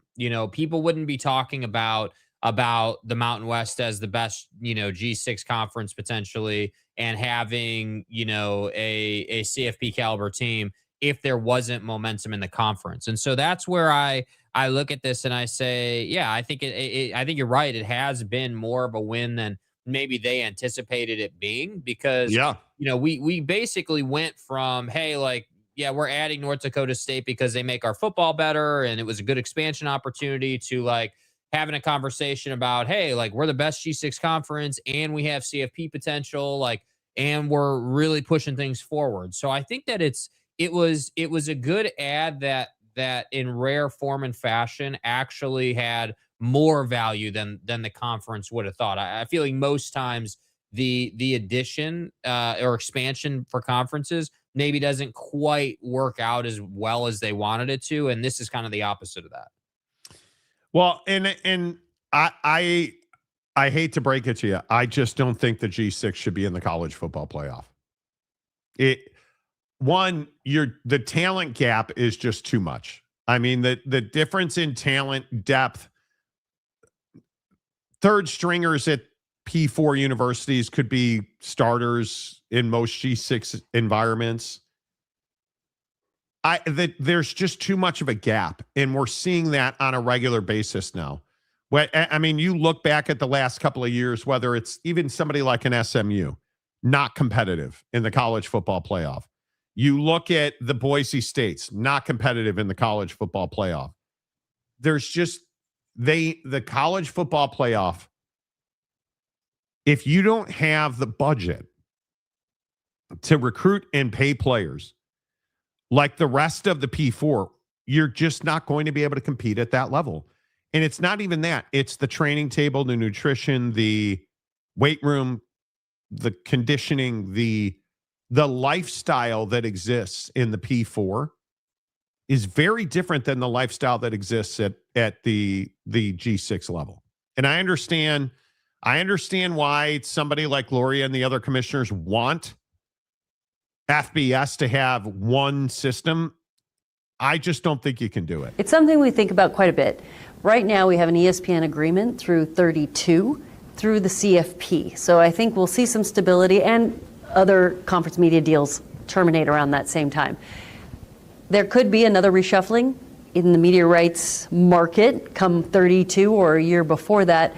But as a group of 6, our goal is we are part of the FBS, and we play football together. And I think if there was a breakoff, we would work to be part of whatever the new entity is because of the FBS nature of football. And, all signals have been that that's something that would be on the table. I don't know if you're the Mountain West, I understand why. You want the money. My opinion is and this goes for merging the Pac-12 and the Mountain West, like all of these decisions, the money is far greater when you make the right decision. And the right decision, without a question, the right decision here is to have a G6 playoff. Have a group of 5 playoff. It's the right thing to do. It is not a slap in the face. It is not an insult. You will make more money because the largest majority, very clearly based on the system in place, the largest majority of the group of 6 conferences do not have access to the college football playoff. It's not even an option. So make a playoff that allows you all to make more money. Build a playoff that gets you more exposure. Build a playoff that puts you on TV, that puts you on stream. Build a playoff where those games are significant, because until you do that, you're going to be invisible. You're going to be invisible. And you are invisible now. You're a tune-up, essentially. You're not well respected. The majority of college football fans don't want to see you there. And I understand that that's hard. It's harsh. That's the reality of life in college football right now. You don't have the money to compete physically with the power conferences. So why are you trying to? Why are you trying to? Make a playoff that makes you more money across the board. Give everybody else a larger slice of pie, and then everybody else eats and everybody else grows. That's what you should be looking at. I don't know. I'm obviously I am not a conference commissioner or a G6 university president, so I feel differently about it, but I am pretty convicted. I don't believe that the G6 belongs in the college football playoff. And I think it's a natural progression of the game to have a separation of these 2 levels of football. Like, I think that they should each have their own playoff format, and then the winner of the G6 should have 1 spot in the CFP. The best team, one team out of the G6 every year can play in the CFP, because I agree. Because Gloria's point is that, hey, we're FBS. All of us are FBS, which systemically is a problem. I agree with you completely, but that is the reality of the case right now. That it is, even though there's this separation of talent and resources and funding and stadium size and all that good stuff we always talk about, they are all playing at the same level technically. And that's the problem. And so when you ask, well, why do you want to compete with the power conferences? Well, because they still, from a business standpoint, view them as what they should be chasing, when that, to me, is what needs to change. Leadership at the G6 level, including Gloria herself, need to stop worrying about the power conferences and need to start worrying about how they can benefit themselves. And this is, I feel like this is the real true core issue in college athletics, is that there are too many people worrying about what like Greg Sankey or Tony Petitti are doing or saying or trying to get done, rather than saying, hey, like, what would be best for our level and our school with where we are with things? Like, hey, we're the American, we're the Mountain West, we're this, we're that at the G6 level, maybe competing with them isn't actually what's best. Maybe we should just make our own system, make our own money, and then we can figure out a way to coexist with them in a mutually beneficial fashion. Because if you said, hey, well, like nobody had a problem with Boise State going to the CFP. And this is my point about North Dakota State. Nobody had an issue. Everyone said, oh, Boise State's good enough. And then they got boat raced. And they were proven wrong time and time again. So it's not even about whether you win the CFP game. It's just about your presence in the CFP, which is why I say 2 separate championships, best G6 team gets in. If that's North Dakota State 1 year, knock yourself out. But I don't want two G6 teams in the CFP right now is an absolute joke. And I'm saying that as someone who's sitting in Eugene, watching the Ducks play JMU, getting a free pass, beating Texas Tech, and then getting absolutely blasted by Indiana. Yeah. Yeah. I don't know. I go back to Greg Sankey, what he said on that podcast all those years ago now about they're trying to be us. We don't need to be them. We've got to get this figured out. We cannot continue to sit here because everybody's toiling. This fight that's going on between the Big Ten and the SEC is crippling college football. And at some point, the Big Ten's going to have to figure it out. We had the story earlier this week about how there's major divide inside of the Big Ten. And there's a lot of people in that league who I think regret adding the Pac-12 teams. And I don't know how you fix this now. Because if the Big Ten and the SEC, who control the future of college football contractually, if they can't get together on a new entity, this conversation never ends. It never ends. And it's got to end because I think all this is bad for college sports. Yeah. That's all this is. Mr. Green, P4 money so good, players stay or try to for 8 years. You're not wrong. You are not wrong. Iowa fan 49. I am not a Michigan fan cheating you, but I think their basketball team is going to win the national championship, even though there are 6 weeks left in the regular season, 5 weeks plus the tournament. Well, the Big Ten tournament. Yeah, I don't disagree with that. What is she going to say? We're going to roll over and die? Well, no, I don't think that's the point I'm making. I just don't think you can continue to put assets and resources, effort and energy and time behind trying to grow your exposure to the college football playoff. Exposure, access, whatever you want to call it. You should be putting your time and energy into a G6 playoff thing. Yeah, she should be pushing the narrative that the G6 needs its own championship, situation. And I think that, the conversation around the Super League and the G6's involvement in that Super League that's a whole other thing. That to me is unto itself. It's unique to the CFP conversation, these two having their own championship models. I don't know. I struggle with the concept that the G6 should even be involved in the Super League NFL minor league model concept. I think that concept is not for the G6. That concept is for the power conferences to regulate better and work better. And that just replaces what we know as the CFP now, essentially. So I don't think that the Super League thing should be mixed into this. I think that the G6 needs to do everything it can do to make more money. That's their single biggest problem. They don't make enough money to be super profitable. They make enough money to survive and operate and have a team, but it's just not super profitable. So that's where I say, focus on yourself, create that system. And Gloria can be a leader in that way, but it's about wrangling the sheep, if you will, and getting others to support it, which I'm not sure that they do at this time. Yeah, I don't know. I don't even know what the future holds. Hell, I'm just trying to keep the Bears in Chicago. Did you guys see that report that came out? Everybody is DMing me about it, that they're moving to Hammond, Indiana. Yeah, whatever, dude. Great. Chicago Bears aren't going to Indiana. I hope not. In the future, if the G6 refuses to do its own playoff, then they should be playing 2 P4 schools a year.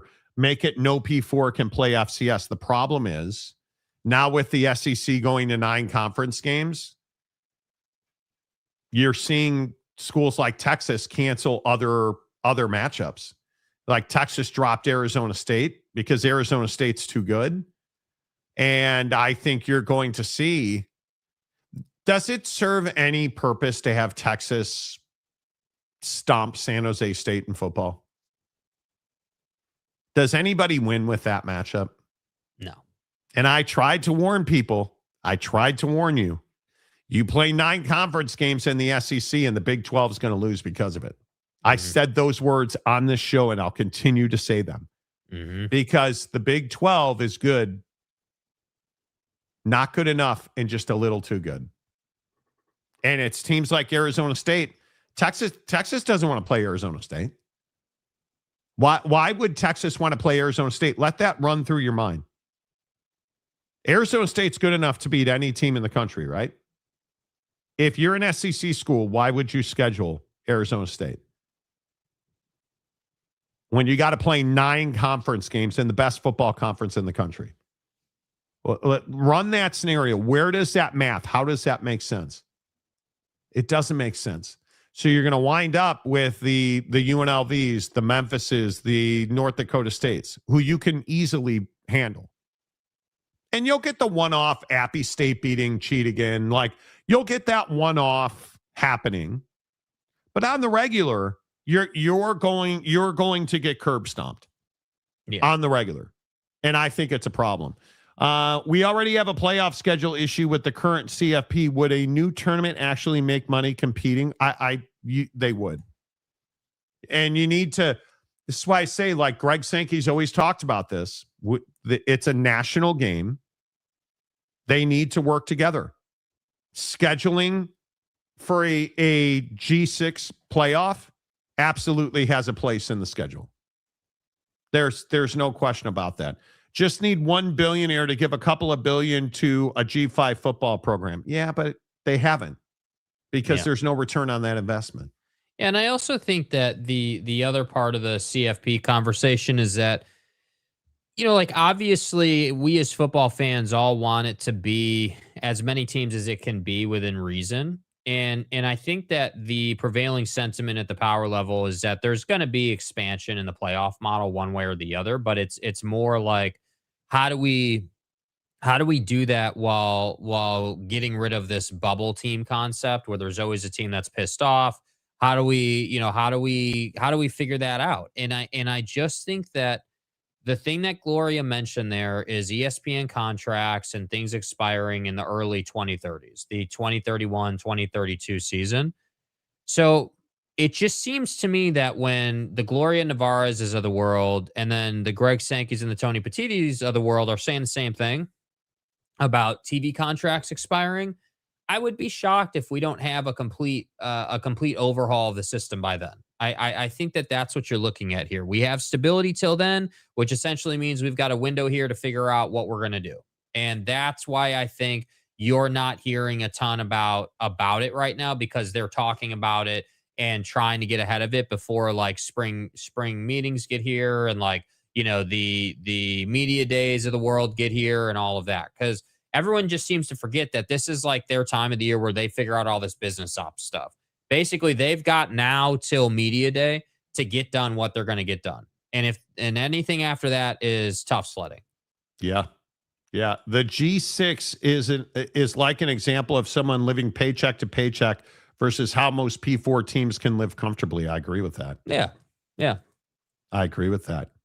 What's up, King of Thailand? Good to see you. Hammond, Indiana is closer to Chicago than Santa Clara to San Francisco. So yeah, but it couldn't be any further apart, dude. The Santa Clara thing's not a fair comp because Santa Clara is inside the state of California, and Hammond is obviously not inside the state of Illinois. And it's the Chicago Bears. You're not going to Indiana. Yeah, rock and rant. From everything I've read and heard and seen, and of course things can change, the G6 playoff idea was not going to give them as much money as whatever share they get from the current CFP, right? But you're going to get left out of the CFP when it expires. And that's not the power conference's problem. No. And this is my main point, Rock and Rant, and I appreciate what you're saying here, but that's my point, is that the G6 is too busy, feeding themselves off the money pipeline from the power conferences instead of saying, okay, well, how can we create our own pipeline and be self-sufficient? That's the problem, dude. That's the issue. That's a fair comp. The Giants play in Jersey. The Giants and Jets, they do. But you know what I would you say, guys have to understand is culturally, it's completely different. Yeah. The Bears leaving the city of Chicago is a disaster. And it will probably cost them my fandom. I would have a real problem with that. I will never go to another Bears game. I will never support them leaving. It's just not going to happen. Yeah, I just don't get it. And the thing that upsets me about it is that they could find the money to do what they need to do. They could. They just could privately finance it. They just don't want to. And the state of Illinois and the city of Chicago and Cook County don't want to pay for it. Nor should they. I don't believe that municipalities should be in the business of Salt Lake Citying stadiums. Yeah. I mean, you look at what Salt Lake County and Salt Lake City did. I mean, they bent over and gave Ryan Smith whole blocks of downtown Salt Lake City to do with whatever he wants. That's never worked out, especially for a hockey team. Especially for a hockey team. Yet, Salt Lake decided to do that. And you're losing the arts, you're losing culture, like nobody will do anything about it. And that never got to a ballot. Like you look at Kansas City didn't even do it for the Chiefs. Right? Like it is what it is. Yeah, the West Jordan that's Bears. A fair comp, right? Like Kansas City is a really good example, right? Kansas City, in my opinion, actually was one of the better solutions because they didn't want to pay. So Bro. Breaking news out of Athens, Georgia. Georgia linebackers Chris Cole and Darryn Peterson were each arrested Wednesday night by Athens Clark County Police on several misdemeanor driving charges. Cole was charged with speeding, maximum limits, and reckless driving. Peterson was charged with following too closely, speeding, exceeding maximum limits, and reckless driving. One was arrested at 9:59, the other at 10:27. Both were released after posting minimum bail. And Peterson was released. Koch's minimum bail was $26. Peterson was $39. And Chris Cole's a big deal. He's a very good football player. More driving arrests at the University of Georgia. How? Somebody help me explain this to me. How is this going on at the University of Georgia? People are dead from driving issues in the Georgia football program. And you're telling me that you are now, again, having multiple players arrested on reckless driving charges. That's unbelievable. Why am I shocked? I probably shouldn't be shocked by this. I am shocked by this. I'm shocked that Kirby Smart has not received more criticism for this happening in his program. Like, just seemingly a free pass. This is wild to me. Few details about what the reckless driving charges stem from, other than excessive speed. I mean, this is wild. It's embarrassing, dude. And Chris Cole is a big deal for Georgia. He is. This is the year he is supposed to. This is the year he's supposed to be a starter. He's already a major contributor. Didn't he have like 5 sacks last year? Like, yeah. This is incredible that this happened again. again, Cole is expected to be a major contributor on that defense. We give these kids so much money and cars and time, and it's all bad. It's all bad. I am stunned by that. Yeah, I just think that the culture in Athens clearly facilitates this. Give them a fast car, give them a lot of money, and then be surprised when they drive that fast car too fast. It's not on the kids, it's on Kirby, dude. Wow. And I'm done. I've been done with this. This is a very cut and dry case. This is black and white for me. I think that it's, I'm all for NIL deals. Listen, I'll even say I would love to own a track hawk or an awesome their product is awesome. It's not the car's fault. It's a culture issue and not respecting what you have. And it's all cool when these kids want to cut up in traffic and you want to go really fast and okay, cool, man. But you've lost sight and appreciation of why you're there. And I don't know if this is just this has just been the thing that I've been championing for 6 months now. I feel like on the program with these kids that just don't get it. Darryn Peterson, you've lost sight of what you're doing. These guys, you've lost sight of what you're doing. You've taken for granted the opportunity you've been given because you have money and you have a fast car and you think you made it. And the reality is you haven't made anything. You are not in the NFL or the NBA. You are a talented college player, but you haven't done a damn thing. What have you done? You haven't won a national championship. You haven't been regarded as the best player in college football or in anything. Just because you're a good talent doesn't mean that you get a free pass to be an idiot. It's like LaMelo Ball, dude. It wasn't worth it being a topic. It didn't make the cut for the show. LaMelo Ball crashing his Hummer in the middle of an intersection like an idiot. We don't know whose fault that was. But it doesn't matter, dude. It doesn't matter. You see the video, he comes flying across the intersection, and he's clearly going too fast for where he was driving, in my opinion. So whether it's deemed his fault or not, all I'm going to say is, why are you going so fast, dude? Where do you need to be? Where in a 6,000-pound Hummer? You want to do that with a Lambo? Okay, at least you're in a Lambo. It's fast. It can stop fast. That's the whole point of the car. But in a Hummer, I just don't get these dudes. I don't even know what vehicles these Georgia guys are driving. But if it's a Dodge product, you're essentially driving a tank, dude. Yeah. What are we doing? Yeah, I just get so tired of it, dude. When is Kirby going to do something? Yeah. I think it's going to be tough. Off to work. Have a great day, y'all. Subbing for a choir class today. Good luck, bro. Okay. College kids, NIL money, fast cars, 18 to 22-year-olds. Bad things happen. Bad things happen. J54 go Sooners. Y'all hear about a guy from Missouri telling the Chiefs to go play at a high school field in Kansas, but get out of Missouri. Well, you got your wish, right? Bro, are they ever going to hold Kirby accountable for this? What a trash culture at that organization. I'm starting to buy into that. Yeah. I mean, I'm starting to buy into that. I just think that it's Kirby hasn't been held accountable, in my opinion, because he's been winning.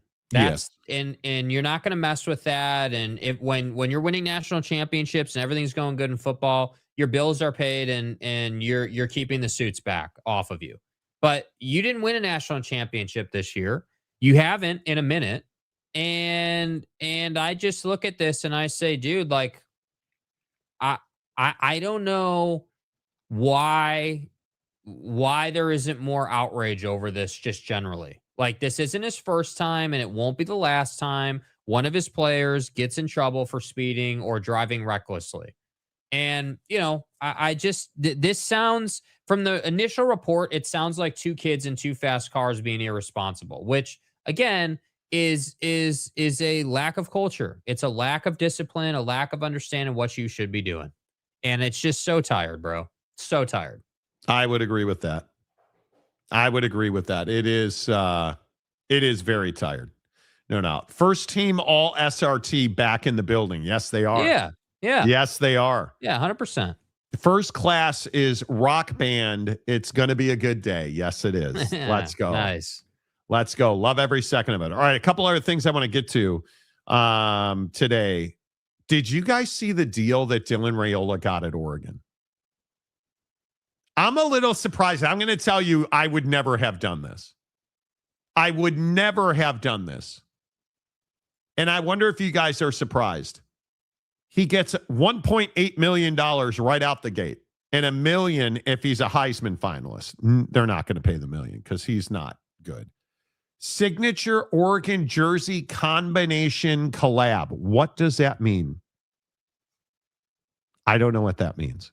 I don't know either. Private suite for any NFL team of choice. You're buying him a suite at any NFL stadium.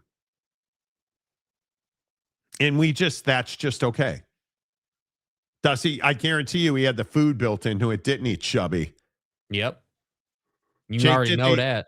Did they overpay, underpay? Like, what are your thoughts on this? Oh, they overpaid for sure. This kid doesn't have the goods. I'm not a believer in Dylan Raiola. I think that while Nebraska has flaws and issues, I think that it's not issues to a point where you can't play at a certain level. And I'm not even saying that's a CFP level, but you can just see watching him play, he's not that guy. And the other problem is he's not even going to start. It's not like this guy's the face of your team this coming season. Like this guy's a backup. That's my point. This guy's a backup who was a wannabe who hasn't ever really made it.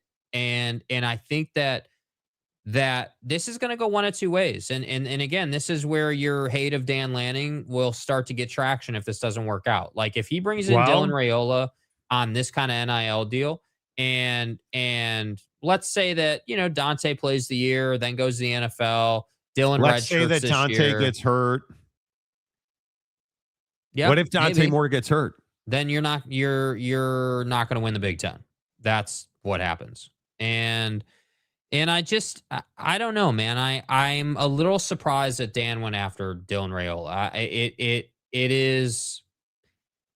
I just don't know what you see in him. What do you see in Dylan Raiola's game that says, yeah, this is the guy that we want to back up and then succeed? Dante Moore. Dante Moore is 3, 4, 5 times the quarterback Dylan Raiola is. And I understand that Dante's got some developing to do still, but nevertheless, he is a superior talent in quarterback. And you just brought in a guy that's not even close. And I'll just never understand it. Yeah, I am a little surprised by it. I think Dylan Raiola's got a lot of proving to do because right now I don't think he's even an NFL draft prospect at this point. He has to show that he can go play big-time football at a big-time program like Oregon. Yeah. And I think your biggest fear as an Oregon fan, Jake, should be if Dante Moore gets hurt this year. Yeah. I mean, if Dante Moore gets hurt, we'll see you next year. I'm just a firm believer in it because you're not yet able to beat the top talent in the Big Ten, and I understand that Indiana is a special case. Totally get it. Let's see what they're able to do with Mendoza leaving and everything. How do you replace him? What's it look like? But I'm not going to sit here and doubt Cignetti. I think Cignetti's proved himself. I think we know what he's capable of, and I wouldn't be surprised if they were good again. I am also not going to doubt Ohio State, and I'm also not going to doubt Witt at Michigan. And I think that while Michigan has quarterback issues, they're going to be better, dude. They are not going to be hey, let's go to the big house and run them over by 20 points. That's a beatable team, but a difficult win if you're going to get it. And so I just look at this and I say, okay, well, if you couldn't beat Indiana last year with Dante, if Dante gets hurt, you're not going to win the Big Ten and probably aren't a CFP team. Like, it's really that simple. So I just don't like this addition. It's not, I truly don't understand this one at all. Yeah, I don't know how you fix it. Boy, oh my God. This Bears thing in Hammond is close. SB 27 is supposedly going to pass, and Hammond, Indiana is a viable site. The Bears released a statement.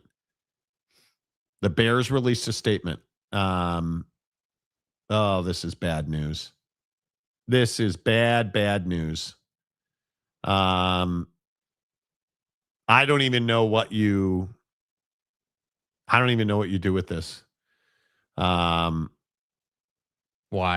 Why do this, dude? Why when you see, and this is what pisses me off about this. Legitimately, it pisses me off.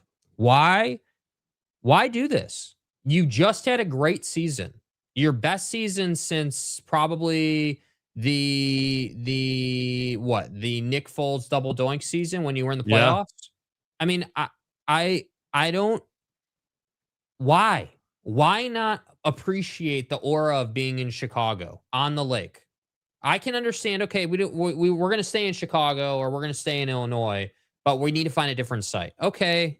I don't like that either, but I can at least accept that. If you go to Indiana, you're dead to me. And that really is unfortunate because I really was able to become a fan again of this team. I hadn't really been in on the Bears and like enjoying it since probably, like, I grew up a Bears fan as a kid, like Brian Urlacher, Rex Grossman, Matt Forte. Like I was a Bears fan. There's no question. But I had kind of been off the train for a while just because there wasn't really much to hold on to. Then you made these changes. Everything was going good. Have a great season. Rams game was awesome, but you came up short or whatever. And now we have this. And I'm right back to square one as a Bears fan saying, what are we doing? Why are you going to Indiana? Like, this isn't okay. Indiana's willing to pay for their stadium. Right, but that's the problem. This is my problem. Kevin Warren, I respect him. I don't respect this philosophy out of the leadership at the Bears. You do not appreciate what you have in Chicago. You're going to make your fans drive to Indiana to go watch a Bears game. And let me guess, you're going to find a site that's on the lake in Indiana and you're going to replicate what you have and it's all going to be the same, guys. Yeah, the only problem is you're not downtown. You're in some cornfield in Indiana on the lake. Like, miss me with that, dude. It's so frustrating, man. Why would you do that? Like, come on. I think it's a huge mistake.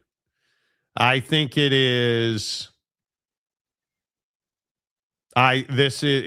Municipalities should not be funding stadiums for billionaires. They just should not be doing it. You just shouldn't be doing it. And now what this does, because I don't think the Chicago Bears have any desire to move to Hammond, Indiana. I think what you're essentially doing is putting a gun to the head of the Illinois legislature. That's what this is. And it's a huge mistake. Yeah. You're being selfish. No, Soldier Field is antiquated. It is one of the smallest stadiums in the NFL. And they need a new stadium. I don't even disagree with that. But the idea that the Chicago Bears can't afford to build their own stadium is ridiculous. And multiple Cook County, City of Chicago, Arlington Heights, they're not willing to just hand them a free check to do that. That's what Hammond, Indiana is willing to do. Wow. It's as simple as that. Listen, everyone wants to look at the Chiefs situation. Let me be very clear about why the Chiefs situation is different than this. The Chiefs situation, if you're not familiar with Kansas City and the setup of Missouri and the Kansas border, it's a 15-minute difference. If you live in suburban Kansas City, you can drive across the border to Overland Park or any of those nicer areas in Kansas, and you're right there. It's not hard. It's not difficult. You wouldn't even, if you didn't know the border was there, you wouldn't even know the difference. It would be like just scrapping the stadium site in Kansas City, moving it down the street, no big deal. It doesn't matter to people. In Chicago, putting your building in Indiana couldn't be more different. You're going from a lakefront in the city to not in the city. And I haven't even seen the Indiana Stadium site yet. I don't know. Are they saying it's going to be lakefront even? No, or it's Wolf Lake. It's Wolf Lake. Okay, so it's not even Lake Michigan, which is another problem. So it's just it's I guess the reason it's personal for me is because it's disrespectful to your fans in the city of Chicago to not be willing to invest in a building as the franchise when all this fan base has done is supported you and done everything that they can do. And yet you're unwilling to spend the money required to build a new building. Like, I don't get it. Like, if you said to me, hey, look, we're going to have to play a season somewhere else so we can tear down Soldier Field and build a proper building, a new age building. Hey, I'd even be fine with that. Okay, I get it. You need to go. You got to find a temporary solution that maybe isn't in Chicago because there's not availability. I'm good with that. But don't tell me that you're a victim and that you can't get it done because Cook County or Chicago is not willing to pay for the building. Like, that's on you, Kevin Warren, and the leadership and the ownership. Like, that is on you 1,000%. What they're doing essentially is they are putting one toe across the Indiana state line. Because for those of you who don't know, and those of us that grew up in Chicago obviously know, Hammond, Indiana, and Wolf Lake specifically, Wolf Lake is on the Illinois-Indiana line. And I guess I could look it up, but I'm pretty sure Wolf Lake's like it straddles the line. So it's ridiculous to me. It is absolutely ridiculous to me. And taxpayers should in no way, shape, or form be paying for an NFL owner's stadium. Nope. There's just no reason to do that. And you know the thing I always point out? Have we not already paid for it by going to the games? Have we not already lined your pockets enough? Look at the retrofit of Soldier Stadium. Yeah.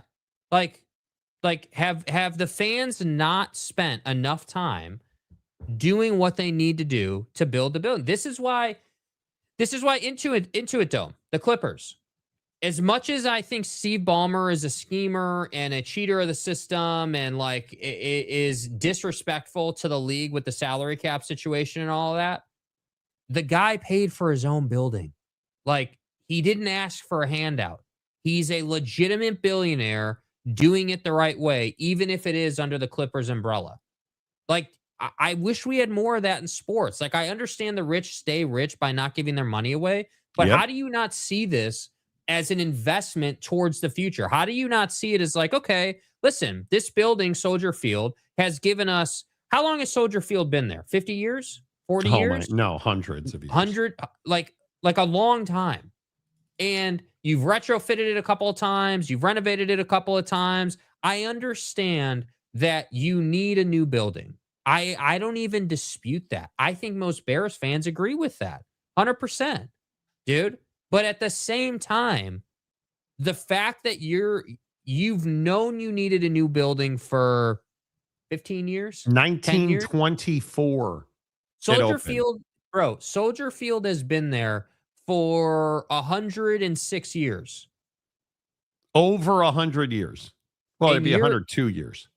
You are not willing to reinvest the money from the fans to build it. It just is so, I just think it's incredibly disrespectful. I think and it's more disrespectful because it's Chicago and because you are leaving an iconic city to go across the border. Even if it's 1 inch across that border, that's the point. You're scheming and just doing it the wrong way. And I will never, will I watch a Bears game? Of course.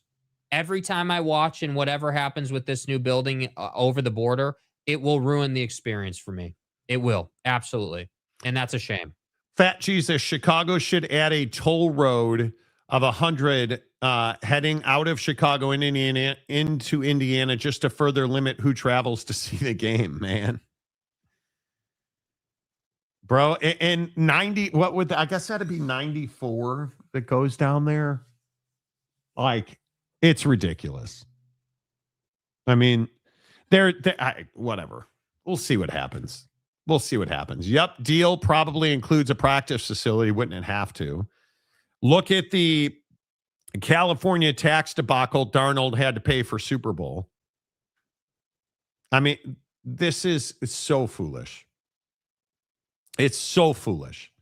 You made a mistake because I want to say that there's still hundreds of millions of bonds due on the 2000.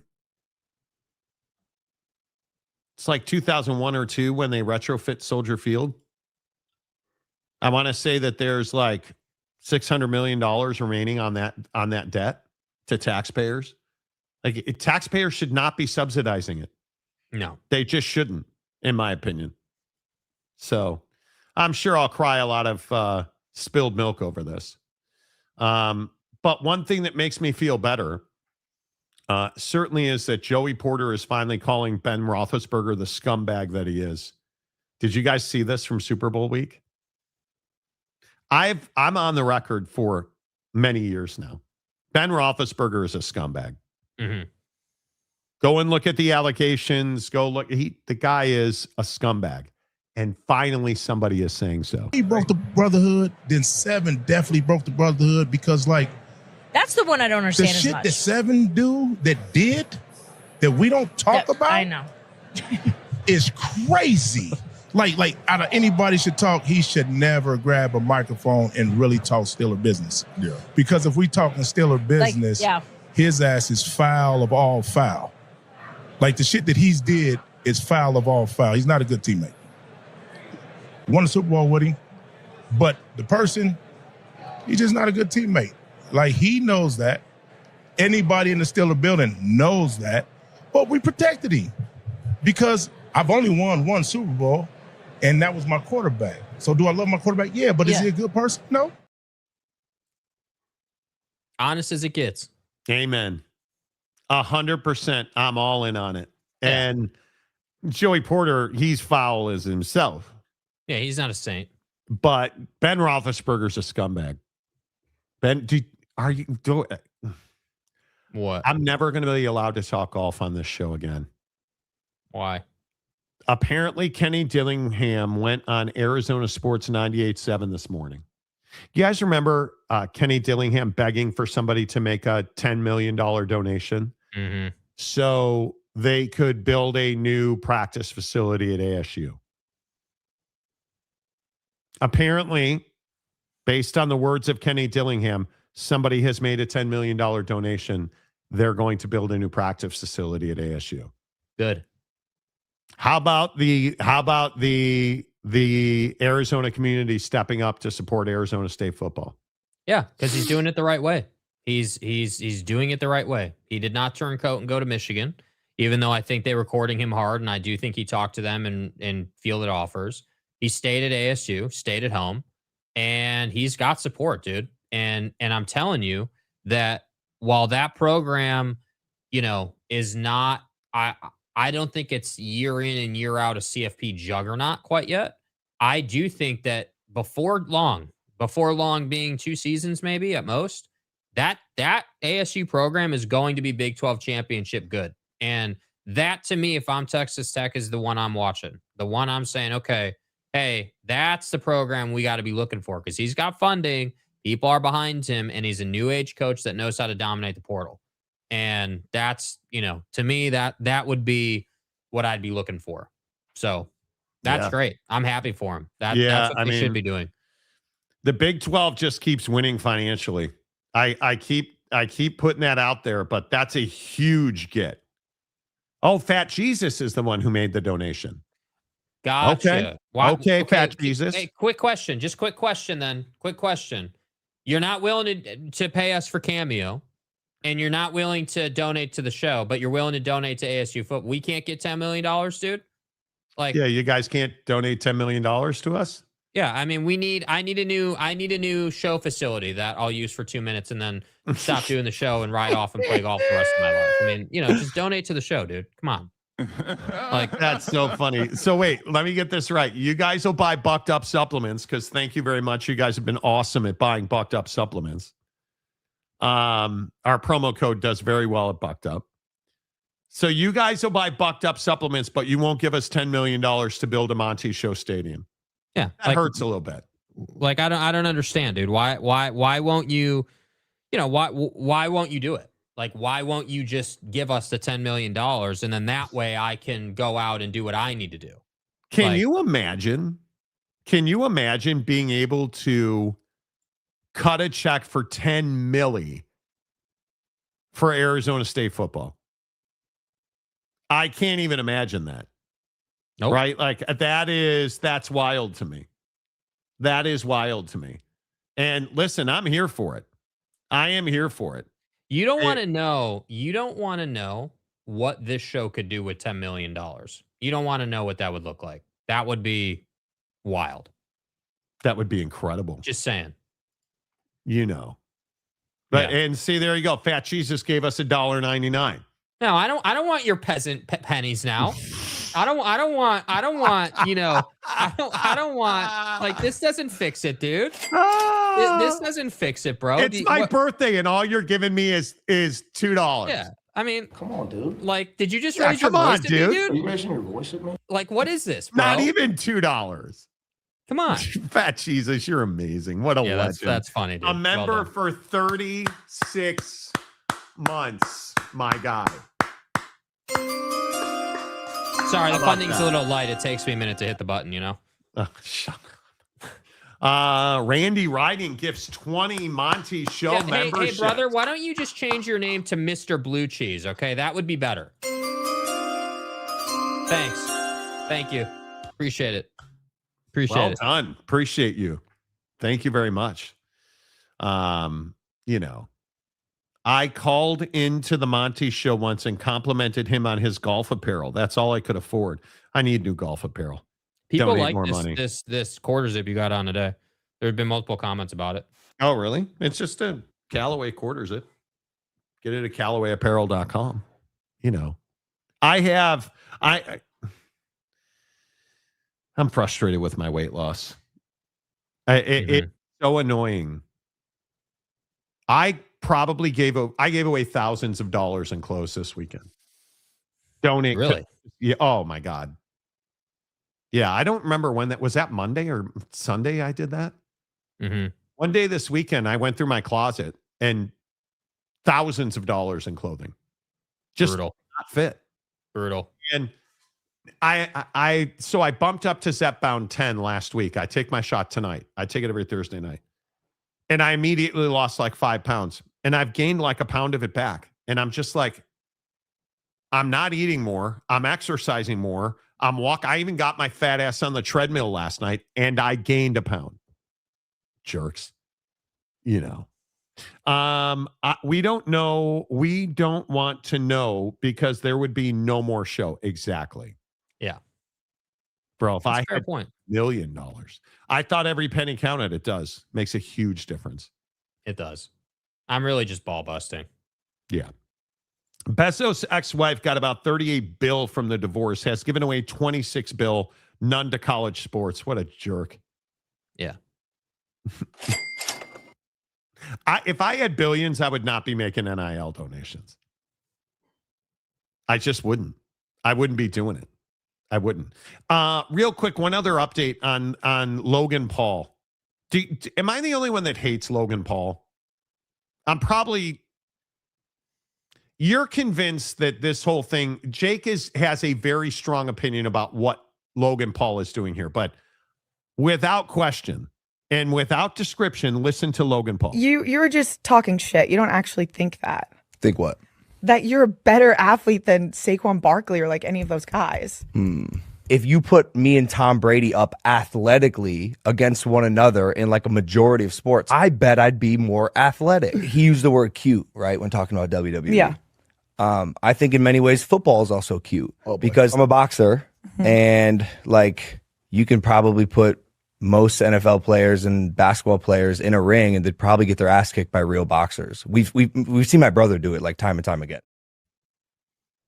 Okay, I don't think we've seen your brother do that time and again. No. I don't think we have, number one. Number two, comparing yourself to Tom Brady because you were in the WWE, scripted. Doesn't matter. What does that have to do with anything? Why do you think he's saying this? Do you think he believes this? No, I don't think he believes it for a second. I think he's clickbaiting, and I think that he's a complete douche. I think that all he's done his whole life is create YouTube content that's fake and contrived And as usual in this world, we've just eaten it up, and he's gotten millions of views and done a great thing. And again, more power to him. But I don't believe in. Listen, I'm not going to run from the fact that on YouTube, like, yeah, there's a certain art to, creating, thumbnails, and there's a certain strategy around getting people to watch your videos. I agree with that, and I think that's part of the game. But this, to me, is a different level of it. This is you saying outlandish stuff to get people to react to it, and you not caring about your reputation or being honest. And that's the problem that I have in this world. The idea that you think that you're even close to the athlete that an NFL athlete is embarrassing. The idea that you think that you can do a backflip off the top rope and that makes you somehow anywhere near the athlete that Christian McCaffrey is, you're out of your damn mind. Christian McCaffrey can do a backflip on a flat piece of ground, no problem, and has done it multiple times this past season. And he doesn't need a top rope. He doesn't need more room. And I just look at this and I say, like, all you're doing is clickbaiting. You are a douche. You are a guy who has over and over again done things to get views, and that's it. And that's why I don't even take it seriously, dude. I don't even pay mind to it. I don't even pay attention to it because you're just let me get this right. You had the privilege of sitting down with Tom Brady and you spent the interview arguing whether you're a better athlete or not. That's the best you could do. That's why I don't like you, dude. That's why I have a problem with you, bro. Go back to your scripted little acting job in the WWE and stop talking a bunch of junk on NFL guys who actually grind their ass off and are in real shape and not on steroids and are actually doing everything they can do to help their team win a ball game. Then come back and talk to me, and we can see what it really is.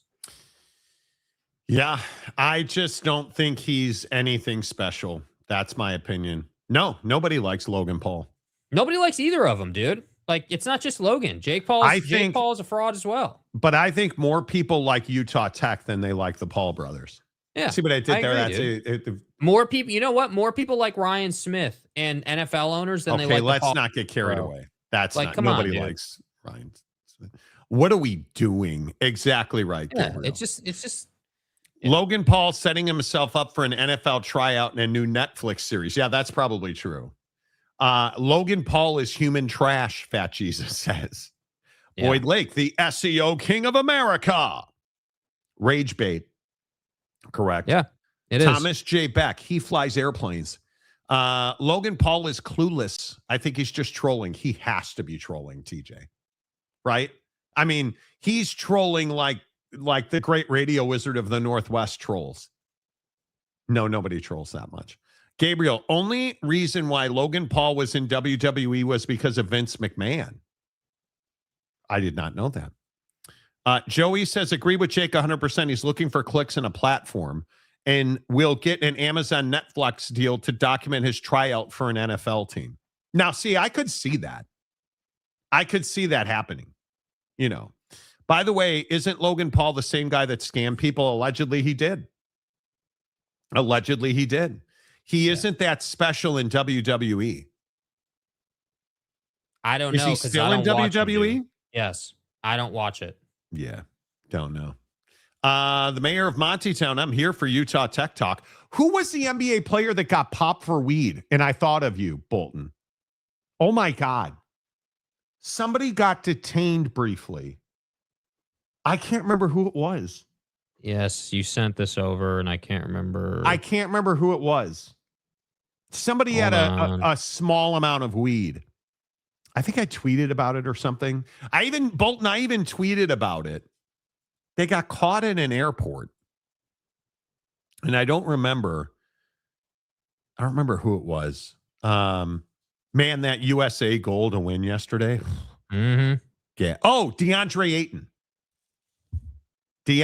Ayton, briefly detained at Linden Pendling International Airport in the Bahamas over suspected possession of marijuana. And I was like, I literally tweeted, who are you, Alex Caruso? Yeah, man. Fat Jesus, I won the 50-yard dash in 4th grade. Barkley better hope that doesn't see me in the field. That's what I'm saying. I'm just like, dude, go away, bro. Like, honestly, just go away. Yeah. Totally. A couple more. No one can see John Cena playa. Yeah, honestly, right? Yeah, Like, where's come on. BDM? His name is John Cena. He doesn't even wish me a happy birthday. No Big Daddy Magic today. Where are you to wish me a happy birthday? He's in the comment section right there. Nobody right at the cares. bottom. It's my birthday. Where at the bottom? Oh, there he is. Right there. I like WWE. Okay. Yes, he is a part-timer in WWE. I did not know this. Yeah, he's still in WWE, but because he sucked as a solo wrestler, he joined a group and he's not even a main guy. Because he's not that guy, pal. You're not that guy, pal. And stop trying to sell me that you are. Yeah, totally agree. All right. I'm going to go and enjoy the rest of my birthday now, all alone, because Jake still is not wished me a happy birthday. Bro, you know, we're 7.5 hours into my birthday. The entire month, let's be honest, the entire month is my birthday month. I always say this. Mm-hmm. My wife books me an Italian meal this weekend. Mm-hmm. Last night I had a we're gift going for to you bed. before anybody. No, Shut up, Jake. I last was night before we're going to everybody this bed. year. Last night we're going to bed, and Mrs. Monty and I, of course, you know, because we are who we are, we had our raucous birthday sex, right? And she's like, "Happy birthday, happy birthday." My wife wishes me happy birthday. Jake doesn't even wish me happy birthday. Thinks because he sent me a pair of shoes that I would have bought for myself. I wouldn't have bought them for myself, actually. They're very nice shoes. Yeah, with all due respect. With all due respect. My dog even wished me happy birthday. Well, my wife's dog, because he's not my dog. Fucking Cole Beasley. Yeah, I'm less than Cole Beasley. You know. Apparently. You know, it is what it is. Hope you have a big birthday for having such a small dog. Exactly. Such a small dog for a big guy like you. Shut up. Yeah. It is what it is. Yeah. It is what it is. It is what it is. Anyways, it's the Monty Show. Presented by The Advocates at theadvocates.com. The best injury attorneys in the business. 24/7, 365. And the best part is you never reach into your pocket to pay The Advocates. 24/7, 365. Clear, risk-free advice at theadvocates.com. Until tomorrow, happy birthday to me. Until tomorrow, say goodbye, Jake. Happy birthday, Monty. Goodbye, Jake.